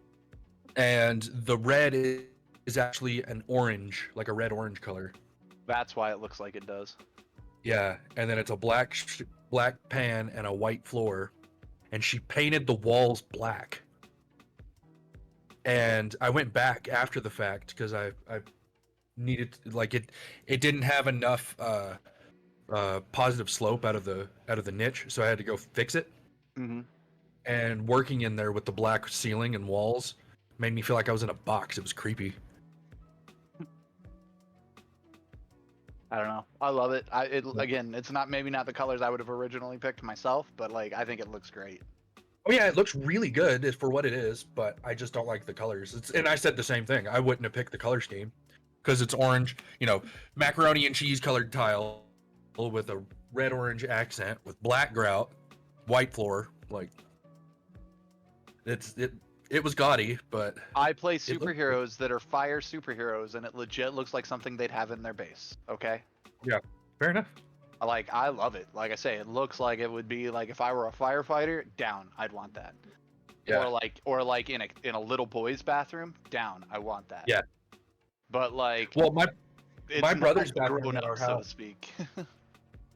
My brother's bathroom at our house was orange and blue. Nice. So. Yeah. Yeah, I can see it. I have a But friend. this is a woman shower. Like, Go ahead, Jaime. I was gonna say I have a friend named Roller. Carl knows Roller. His bathroom for guests is like bright orange, like neon orange. cool. Orange is his That's a favorite great color. guest bathroom because I could see that thing screaming at you to leave. Orange is great until you're staring at it every single day, and then you're like, okay, I looked at this enough. I gotta go. No, orange has always been his favorite color, though. Oh yeah, well that's because he's a frickin' ginger. He's a day walker.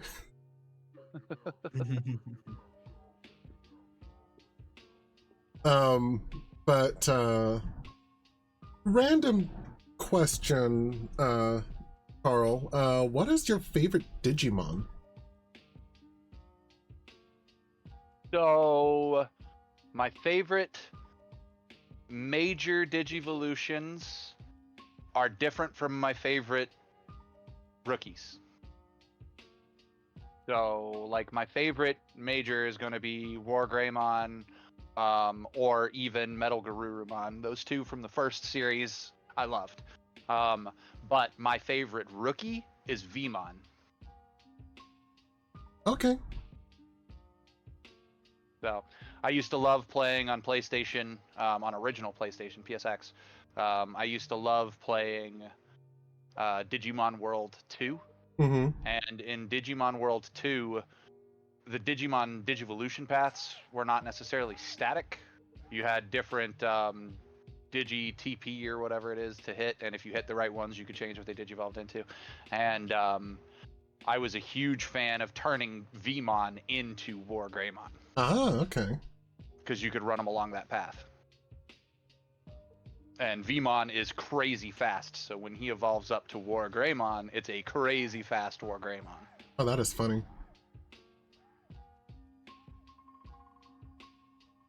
Yeah, So. I still have that my copy of Digimon Dawn that you and I traded. Oh yeah, I think I still have my Dusk, That's awesome. but I don't have a Game Boy that'll play it anymore. I actually, we recently, I say recently, but this was a couple months ago, because my DS unfortunately broke. Mhm. But we actually went all the way up to Seattle even to try and find DSs or 3DSs and 2DSs that were working, and we got one for me, one for Eclipse, and one for Oreo. And Nice. I actually found a copy of Digimon Dusk for Eclipse. Nice. So now you got access to both of them again. That's great. E. I also could see Eclipse loving some. You need to trade again. You need to give him Dawn, because wasn't that the game where all of the light ones were in the dark game and all of the dark ones were in the light game? No, it's the opposite. Oh, it is dark on dark and light on light? Yeah, the main reason why I had bought Dusk in the first place was because I liked the Beast Digimon the most, but I also really liked all the Holy Digimon and most of the other ones that were in Dawn. That's why we traded. Right. Got it. Yeah. Then yeah, I could see Eclipse loving the Dusk one. You said it was him you got it for, right? Not Oreo? Yes. Yeah. Yeah, I could see Eclipse. It just goes with Eclipse. Like, I could see him loving that one. Yeah, I got it for him because Eclipse got the Digimon World and the Digimon Cyber Sleuths. Nice. So I knew that he was interested in it, but I've got World 4 for PlayStation 4. nice. And somewhere around here I've got my original copy of Digimon World 2 for PSX, which I don't know if that'll run on a 5. Keith, are 5s compatible back to X? Say what? Are 5s compatible back to a PSX, a PS1? Only if the game's in the store. Oh, they're not disc No. compatible? No, Damn. I might have to steal your PS3 you've got out there at some point. it's not backwards compatible either. PS3s are backwards compatible to PSXs. Certain PS3s are backwards compatible. They have to be. They have to Oh. be a very specific type of My- PS3 when they first released. Were backwards My compatible. my white 3 was backwards compatible to PSX games. The white 3 Really? that you and Tom got me, and I thought all white 3s were the same generation, same code, so to speak. The only PS3 that I knew of that was backwards compatible was the original release when it had with 4 USB ports, not 2. Oh, I used to play on my white PS3. I used to play my Digimon World 2 game that I have, and my Wild Arms, because I've got original PSX Wild Arms. Huh. And both of those I used to play on my PS3.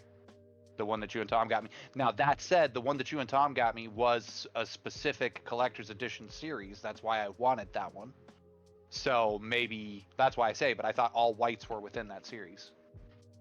I mean, mine's just literally a white slim. I didn't think any of I the thought Slims the were only backwards white compatible. Slims that they made were all within that series.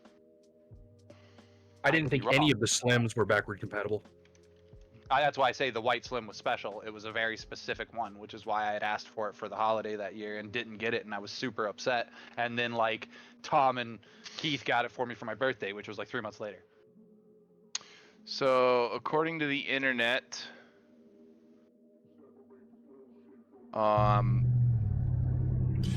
Be right back. I just heard my oven preheat. only the original 60 and 20 gigabyte launch models of the PS3 were backwards compatible. With PS2 games. Yes, but anything that could play PS2 could play PS1. Well, that's what I'm saying. I think they could still play PSX even without playing PS2s. They can all play PS1 games. That's yeah. Really? That's Yeah. what that's like that was the big Oh. one of the big stickers with PS1 games is that up until at least the 3 they were all backwards compatible to the PS1. I think the PS4 is backwards compatible to the PS1. So, from what I know, the PS4 and PS5 are only backwards compatible if the game has been ported to digital. Well, I know Digimon World 2 is not in the catalog, and I have the disc around here somewhere. I will test it. It's that simple. Because now I gotta know. Now it's got nothing to do with wanting to play the game. It's got everything to do with wanting to see if it works.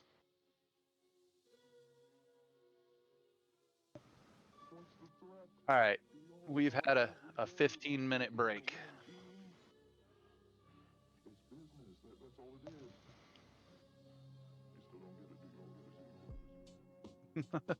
I heard you say 2, and I was like, that's a short timer, and then add 8 minutes. I was like, maybe the machine heard 2, but he really said 10? So.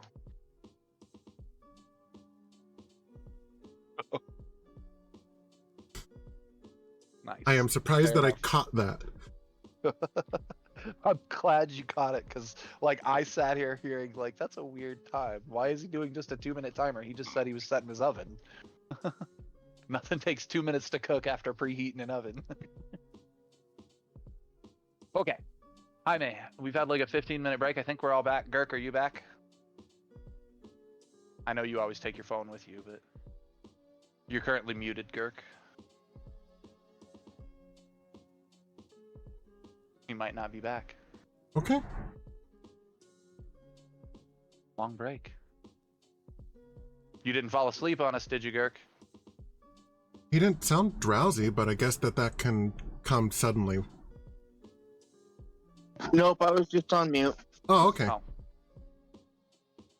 I did mention that you were on mute, but maybe that one didn't come through. Or what triggered him to pick his phone up and start looking. Oh yeah, maybe he couldn't find his phone for all we know. All right, so we're back. Hi May.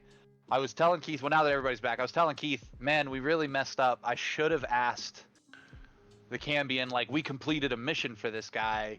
Is there any reward bigger than just this piece of information?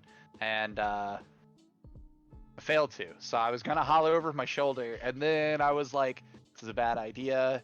He just raped our brains. We don't need to ask for more. So I'm asking the party, do you think Felix would holler over his shoulder and ask for more? This is the same thing as Cam earlier with that thing. Like, I don't know what Felix would do versus what I would think is the right thing to do here. The right thing to do is keep walking. It depends on how much the raping his brain affected him. So my character is a gulag. Brain rape is how I live. It's the whole reason I have telepathy is because my brain is been used and been hollowed out and used for someone else. It's a So- sponge. So that's normal, everyday hijinks for you. Yes, you would absolutely call back and ask for more.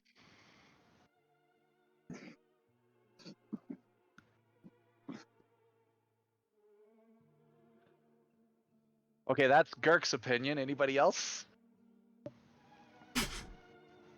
Because now that he said it, I could see Felix inside his head. I see my book pages rattling, because remember, the book isn't just Jaime's voice. Jaime's got 99.9% control of it, but there is also the audience. The audience is us, which he hears is like mumbling and rumbling in the pages. So, like, I need another way in.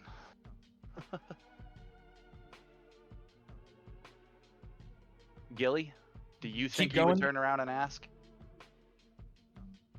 I don't know.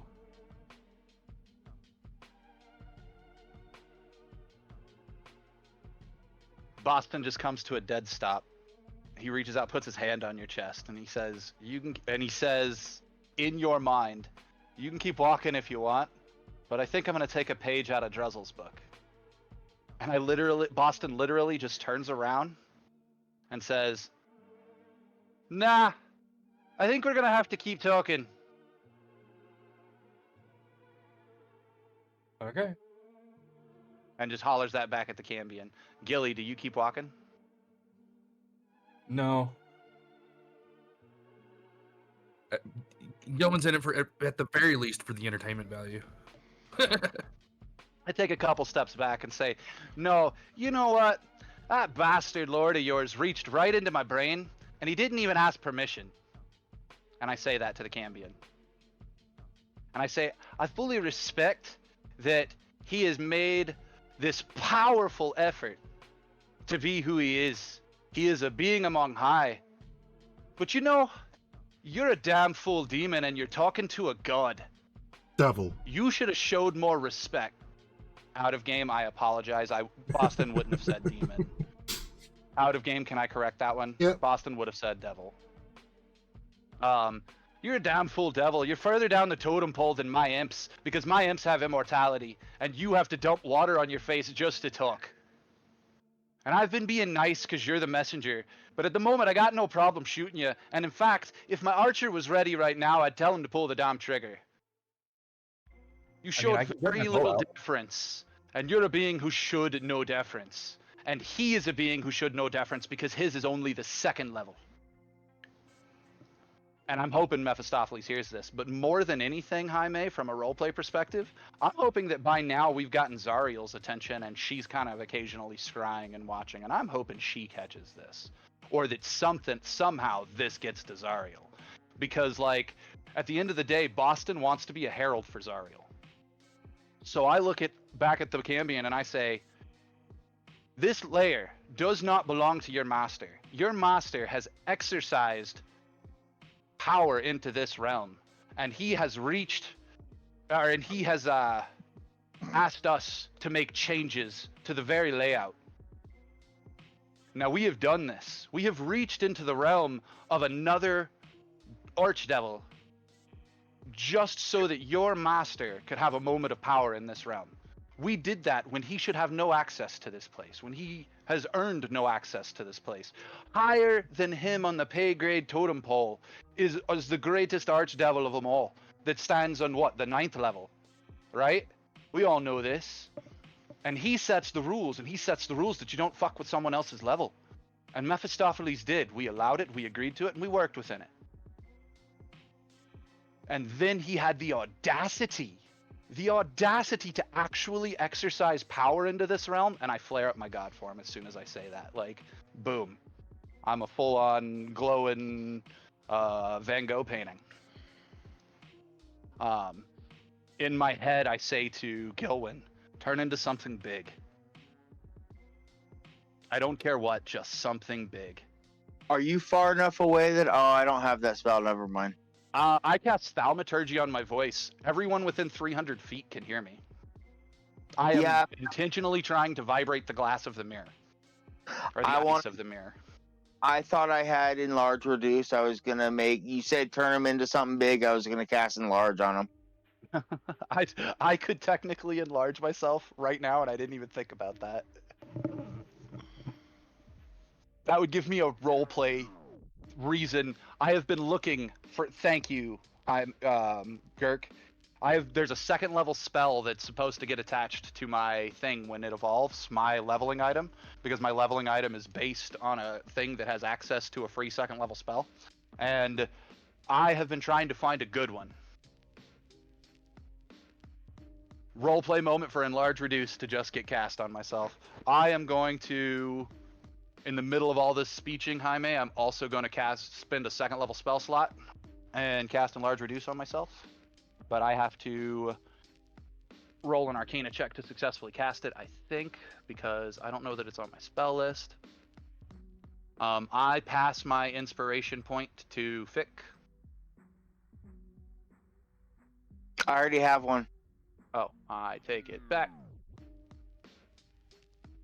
Yeah. Yeah, so I'm going to have to DC 14 Arcana check. Yeah, DC 14 Arcana check if I want to enlarge myself.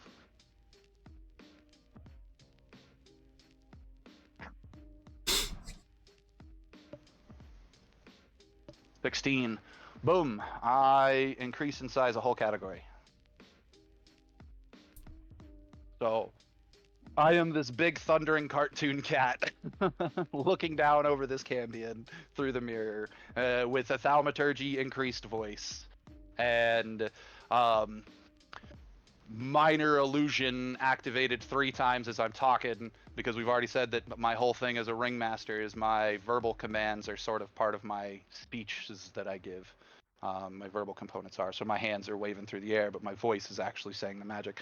So thaumaturgy has come out to do that. Thaumaturgy has come out so that I gotta ask Jaime, for roleplay purposes, is the mirror like a portal? Like, if I cast a spell, will it affect the snow and stuff on the other side of the glass? It's hard to say. It kind of acts like a portal, but only very few things can actually traverse between. Then that said, thaumaturgy is a celestial god cleric type spell. Would it affect this kind of magic? If I threw down quote unquote miracle or magic?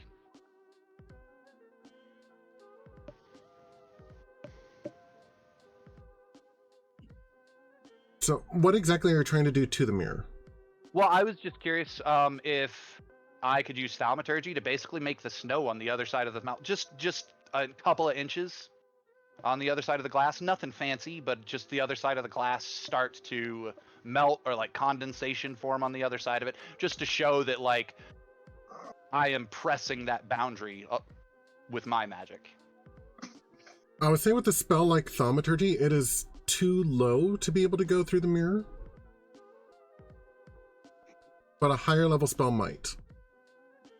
Well, I'm trying to do it with flavor is more than actually affecting the world is what I'm trying to do. Right.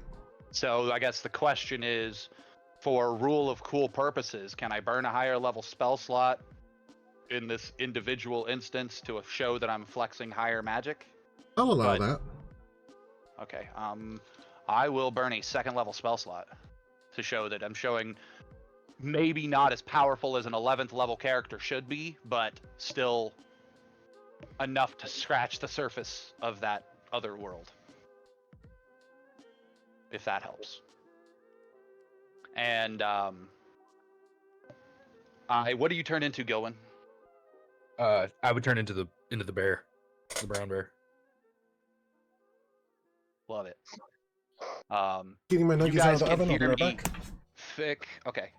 You guys can hear me. Fick and Keith, what are you guys doing? Making bigger portions. You're just like ignoring it and continuing to cook. Yep. As a true god of chaos should. I'm back. So Fick is just cooking. Druzzle, you see me getting heated, like actually heated.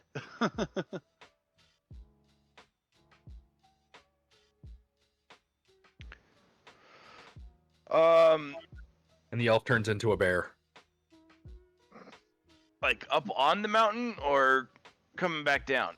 No, we're halfway. We were walking back to the car and we stopped and I turned on a heel and just started yelling at this Cambion, and you can hear everything I'm saying, but in the process of hearing it, you can see me, and you see me not only turn into my glowing demigod form, but you actually see me double in size because enlarge is cast on me as well.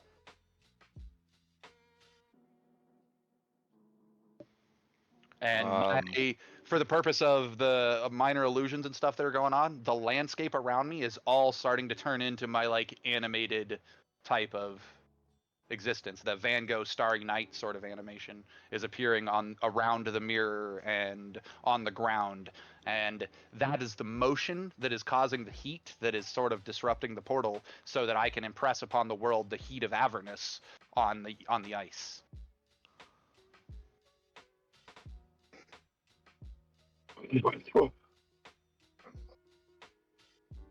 And so yeah, you hear me lecturing this guy. And you look thick as a few feet behind you, making food and like completely ignoring the scene.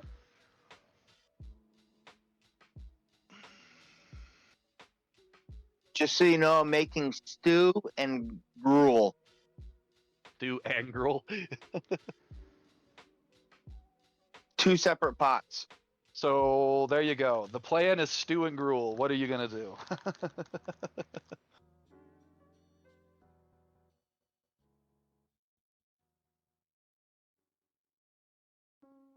I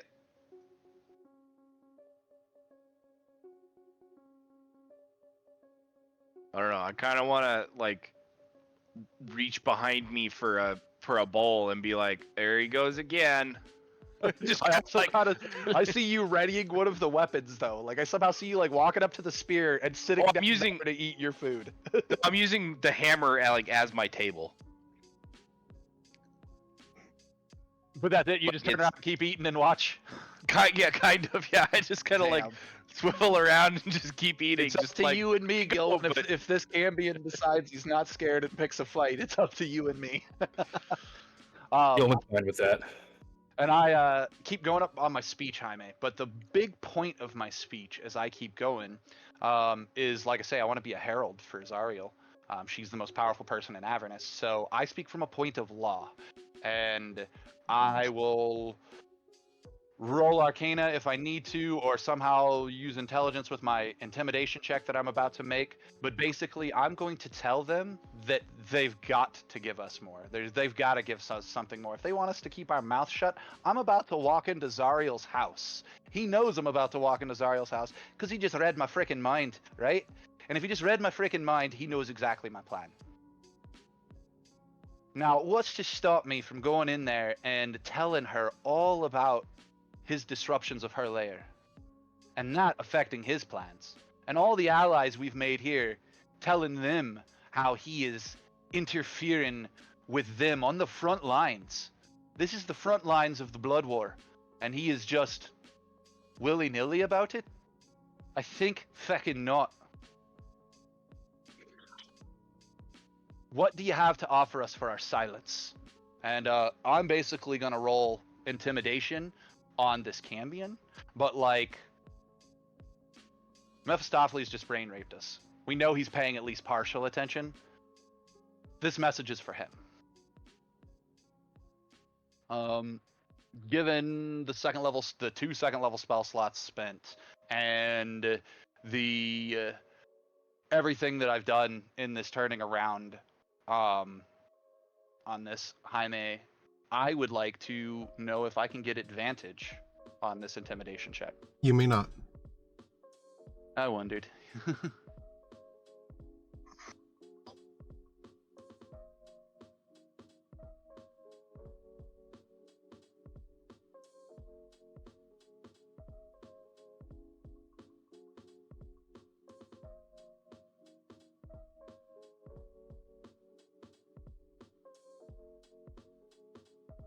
I had a 28 persuasion and a 25 intimidation. I might not scare Mephistopheles, but hopefully he thinks I'm a force to be reckoned with. How does the Cambion react, and how does old Mephisto? A blizzard kicks up on the other end of the mirror to the point where the Cambion that was standing maybe 5 feet away from it completely vanishes. Neat trick. And instead, you can, or through the blizzard, you can make out a near shadowy silhouette.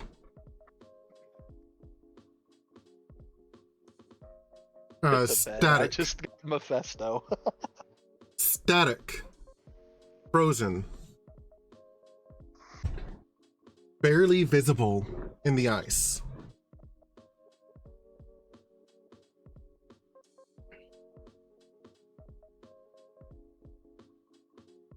Your mewling ceases to amuse me. Your silence is worth nothing to me. Let them come if they dare. Let them howl and whine and beg if they dare. You're showing your hand. I cut him off and say, you're showing your hand. Such is the nature of devils. The If fact this that you was gained- truly within, or if she truly has the power to stop me, then she would. And she will. It doesn't matter. I don't care what she thinks. I don't care what any of you think. The fact that you deigned to honor me, and I do say honor me, and I don't drip it with any sarcasm. I recognize that he's a powerful being. I do not deny that. Hell, he's more powerful than me. He's going to squish me like a bug. I can't show weakness. So I say, the fact that you deigned to honor me with your presence shows that there's some merit in my request to not be treated like a bitch. We did the work for you. And doing the work for you, we got an answer for that pitiful creature tied to the obelisk. But we received no recompense. Such was the agreement.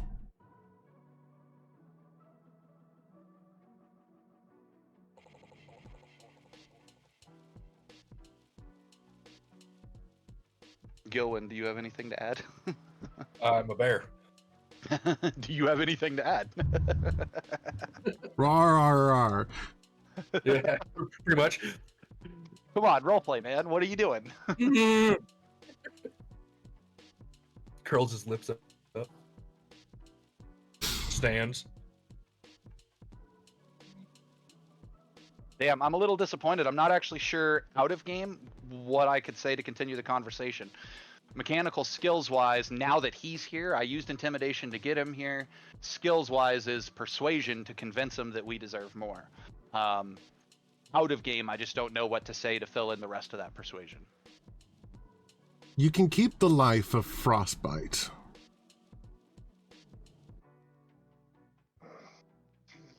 Did he say I can keep the life of Frostbite? Yes. The moment I found out that he was a traitor, He betrayed no one, my lord. He serves you as honorably as he always would. He has done as tasked. He will provide souls. he only needs one lord, and it is no longer me. If he traverses into my realm again, his life is forfeit. Mephisto, I actually, you know what, I do say Mephisto. I don't say Mephistopheles. I don't say Lord. I say, Mephisto, you have sat on your throne for too long. And I turn around, I turn my back to him.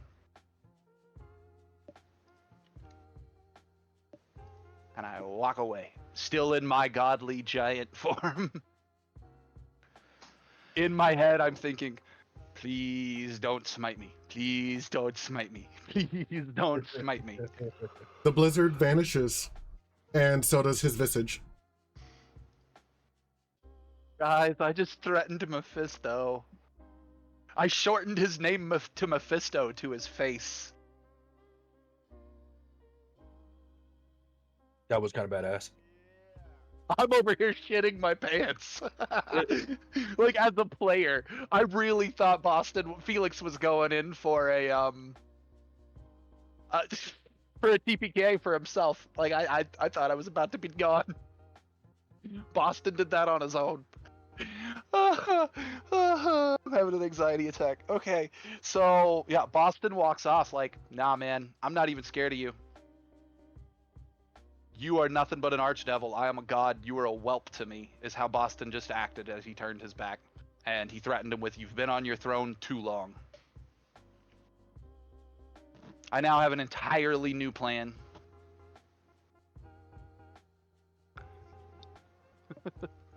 Boston's plan is now to unseat Mephistopheles and upgrade Zariel to the 2nd tier and put Tiamat on the throne here, and then everybody's happy. Okay. If I'm gonna be a god, let me be a frickin' god. Right. Girk, are you okay with being gods? I already am one. So to you, this is just divine shenanigans? Yep. It's tough This is to a be good a god. Oh, Jaime, you added a song that Boston's gonna have to sing. Good job. What can I say except you're welcome? Okay. Off to the obelisk. 7:43. Where are our heads at, guys? I'm fading. I was about to say that was a really like big moment that the game session could end on if you guys are okay with it. Nice little cliffhanger. I legit am shitting my pants over here. I'm not lying. I am so fucking scared right now. Honestly, the return to the obelisk won't take too terribly long if you want to wrap up after that. Okay. That works. Like I said, I'm fading. I'm not gone, but I am fading. Okay. I'll make. Does Boston tell us that he may have pissed off Mephisto? I am trying to decide. Carl says no. Boston says when he gets back, he climbs inside the vehicle where you guys can see him and only you can see him, and he just screams. But he uses thaumaturgy to create a cone of silence, so you see him screaming, but it's dead silent. And then he just turns around and looks at everybody, his hair drooping, and he just kind of like, guys, I have something to tell you. Next session, or next thing we get is basically him giving an effective recap, but he literally uses like minor illusion to tell the story and like makes it this big thing over dinner. But we literally eat right out in front of the fucking mirror. Like, I don't even try to leave before we eat. Like, Boston has to show no fear right now. If I show any fear or weakness, Mephistopheles is just gonna strike us down. I'm hoping somewhere in that 25 persuasion, 25 intimidate and 28 persuasion, that we convinced him. I mean, obviously he showed up, so we convinced him we're worth taking note of. Hopefully we convinced him we're worth ignoring, because we're a threat that could actually be a problem if he tries to fuck with us. We'll deal with it later. You tell us what you did, right? That's what I'm saying. I tell you guys over dinner. I make a show of it with illusions and puppets. You get gruel for dinner. I create myself a feast and eat it without you. I was gonna say with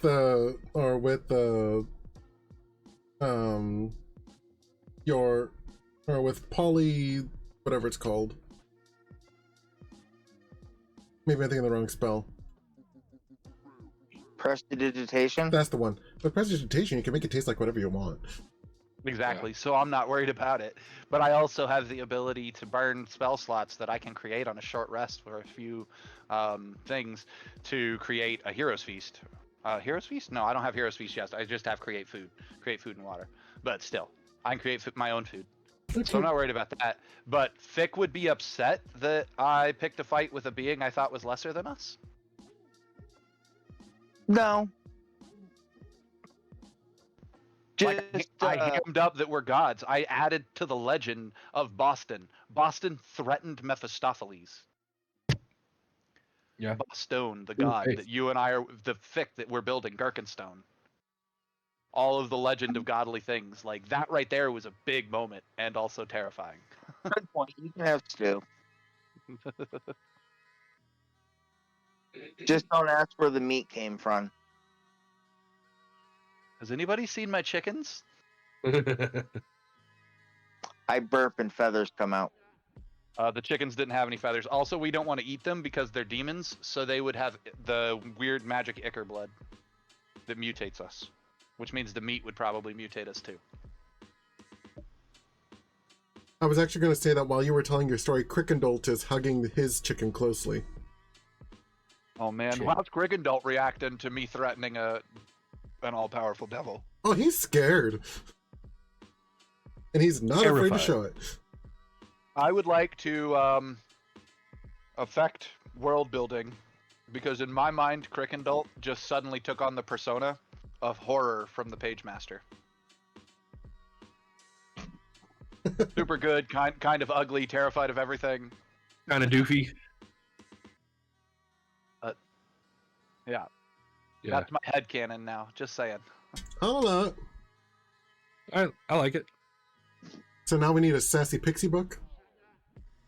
Now we need a sassy pixie? No, there's yes. Lulu. Lulu is the sassy pixie.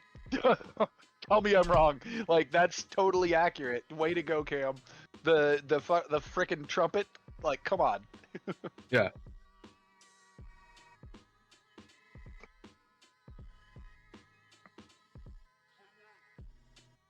And you could easily give one of my imps the personality of Adventure. Hmm. Hell, because Adventure was Patrick Stewart, you could give that personality to the Ironwood Sword. Wait. Back up. Adventure was Patrick Stewart? Yeah. Sir Patrick I didn't Stewart. know that either. Captain Picard was Adventure in the Page Master. I didn't know that either, I'll admit it. That was one of the whole reasons I went, is because of Whoopi Goldberg and Patrick Stewart playing off of each other. It was Guinan and Captain Picard. I haven't seen Page Master since it was in theaters. Christopher Lloyd, Leonard Nimoy. Yeah, Leonard Nimoy was Jekyll and Hyde. I can see that. I need to watch that movie. Christopher Lloyd was Mr. Dewey. And the Page Master. Yeah. Oh yeah, that was. I knew Christopher Lloyd was in it. Robert Picardo's one of the pirates. Which does it a generic one? Robert Picardo's It just the says Doctor pirate, from Voyager. pirate voice. Ah. So he could have been multiple pirates. Yeah, potentially, yeah. Holy shit! Page Master is a holodeck.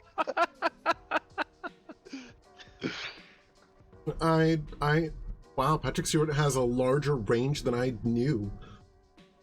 Dude has done some stuff. Anyway, back to the game.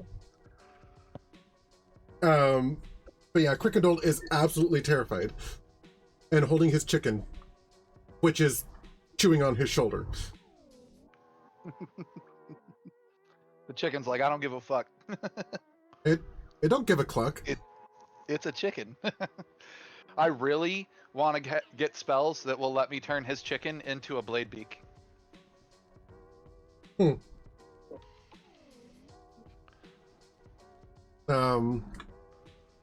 you have dinner. You now know that you've probably offended one of the most powerful devils in the Nine Hells.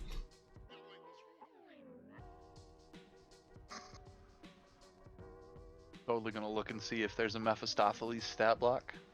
Yeah. I don't know if there would be, because if I remember correctly, he's frozen in the ice. My audio just screwed up again. Sorry, I was saying that I don't know if there would be a stat block because Mephistopheles is frozen in the ice, if I remember correctly.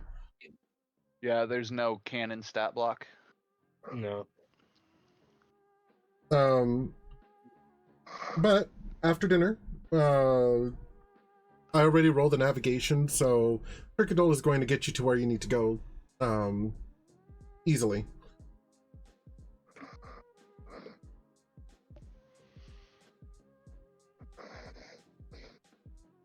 My audio cut way out.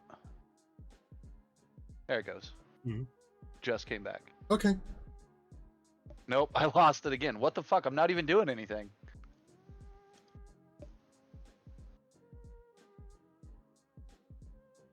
Discord, don't be dumb. You need to restart Discord? I had a bunch of updates when it loaded, so but I got the audio back now. And I did actually find a stat block from Pathfinder. Oh, neat. And it's CR30. Oh, neat. Passive perception of 50. Cool.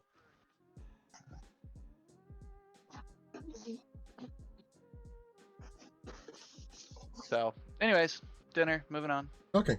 Dinner, moving on. So, Crickendall successfully guides you back to the obelisk. Oh, good. The Ubalax is back in his, or transformed back into his human form. Upon seeing you approach, though, he releases the form again. I hesitate for a minute, like I actually take a step back and like I forgot. Do you need me to remind you what the Ubalax looks like? Sure. That can be an out of here. Ubalax at an obelisk.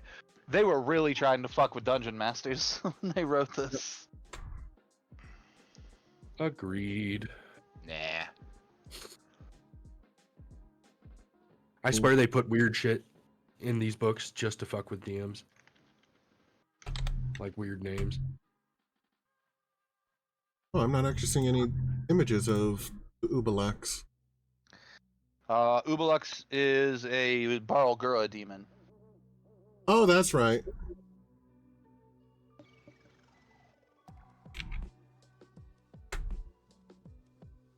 So you might not have him specifically, but you should have a Barlgura. For some reason, I thought it was also,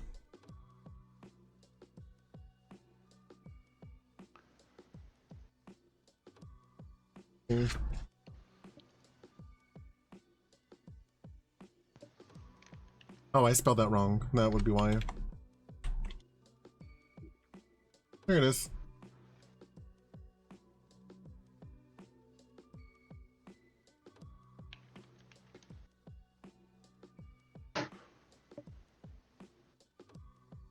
Monkey. Yep, pretty much.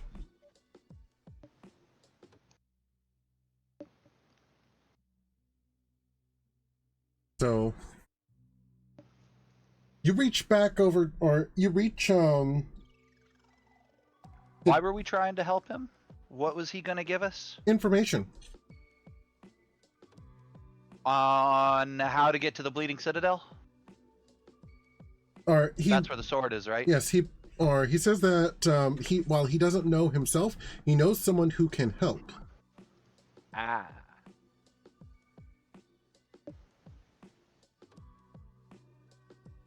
Okay.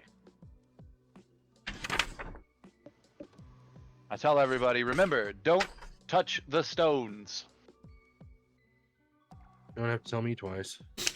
Well, actually, I do need to tell you twice. Come here. Okay. And I think I want the transmutation stone? Yeah, the one that turned somebody blue. It was you. But I didn't touch it, so how did I turn blue? Because I actively didn't touch my stone. Remember? Because everybody else got zapped or something when that happened. Oh yeah. I think it were Transmutation turned stone. blue because of something else. Yeah. Transmutation stone. That's the one I want because I wrote it down here. I actually took a picture in my phone of the chart. Transmutation. That is the one we were going to do the extra crafting for you for your weapon. That's right. Okay. Because we need to draw power off of the obelisk.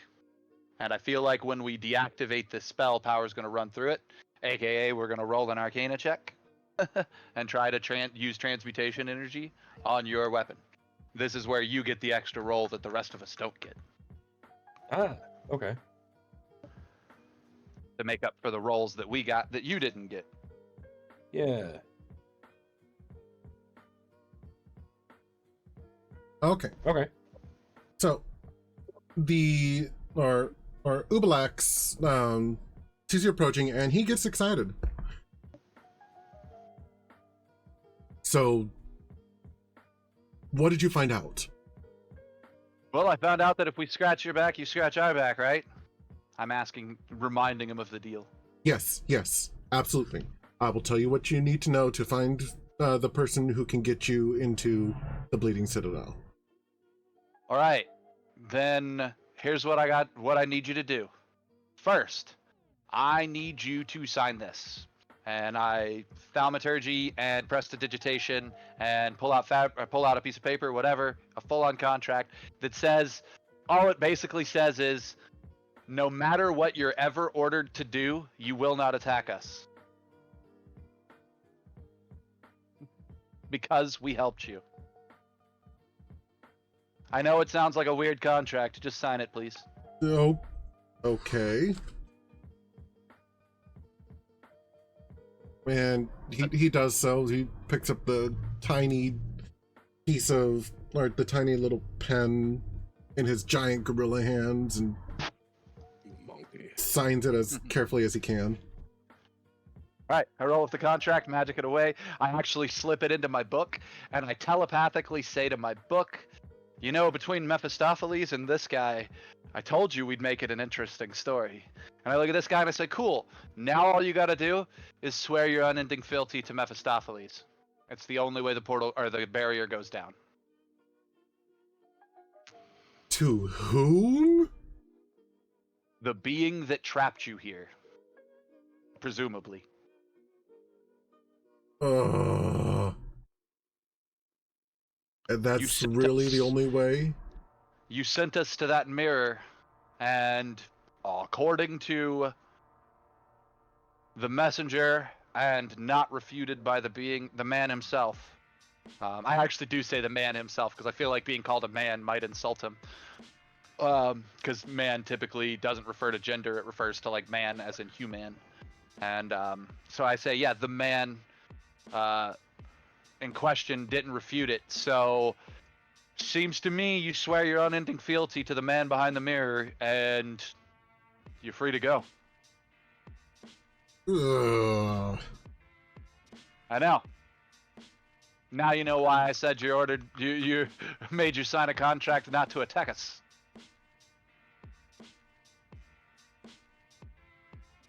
All right. Fine.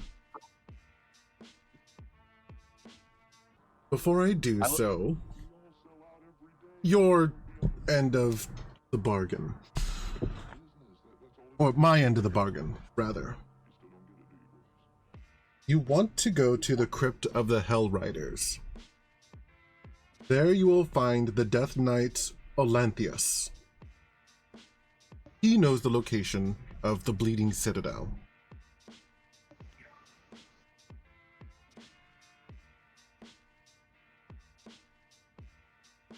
I appreciate it, Ublox. There is a passphrase to enter the catacombs. It is for glory. For glory. Where's my pen to write that down?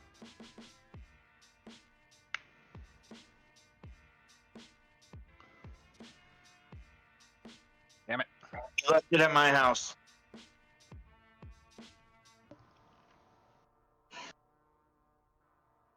Are you just looking for an excuse for him to come back, Gert? My mom is. She's got my damn beard brush. Oh no. And I say, should ever our paths meet, I hope they do not meet as enemies.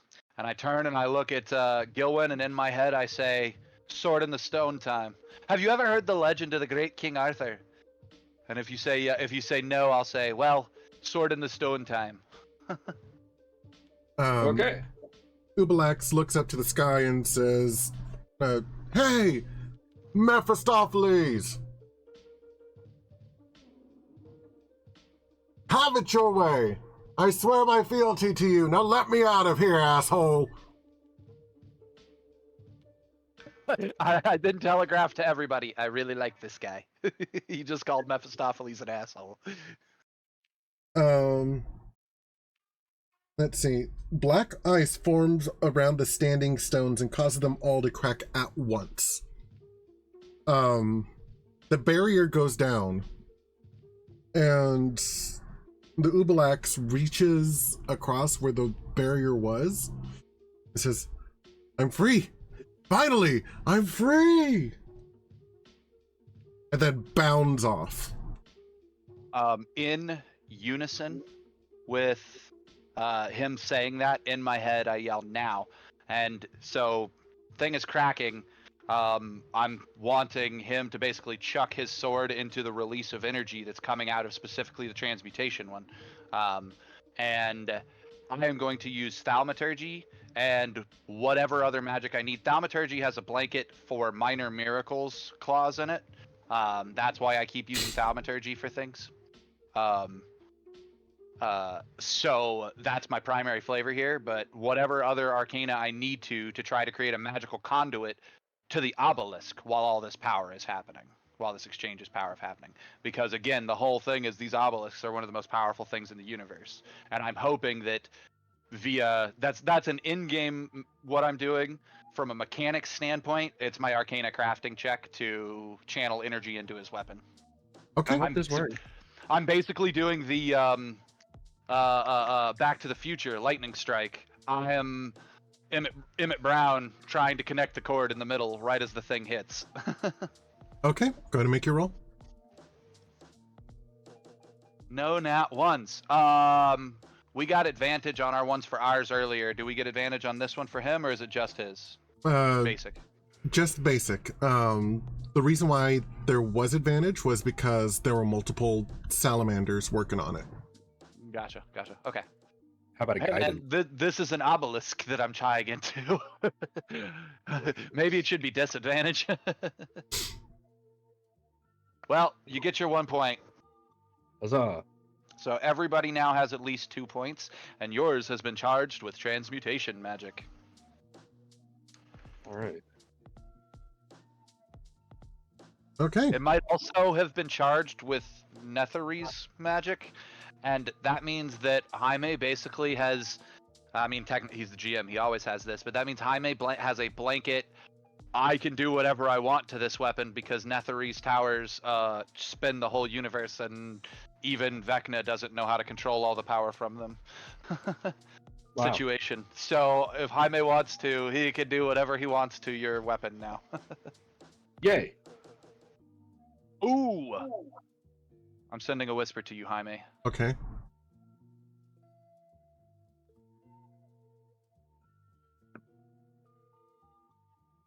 While you're doing that, the Ubalax has been let free finally, and you've been pointed the direction to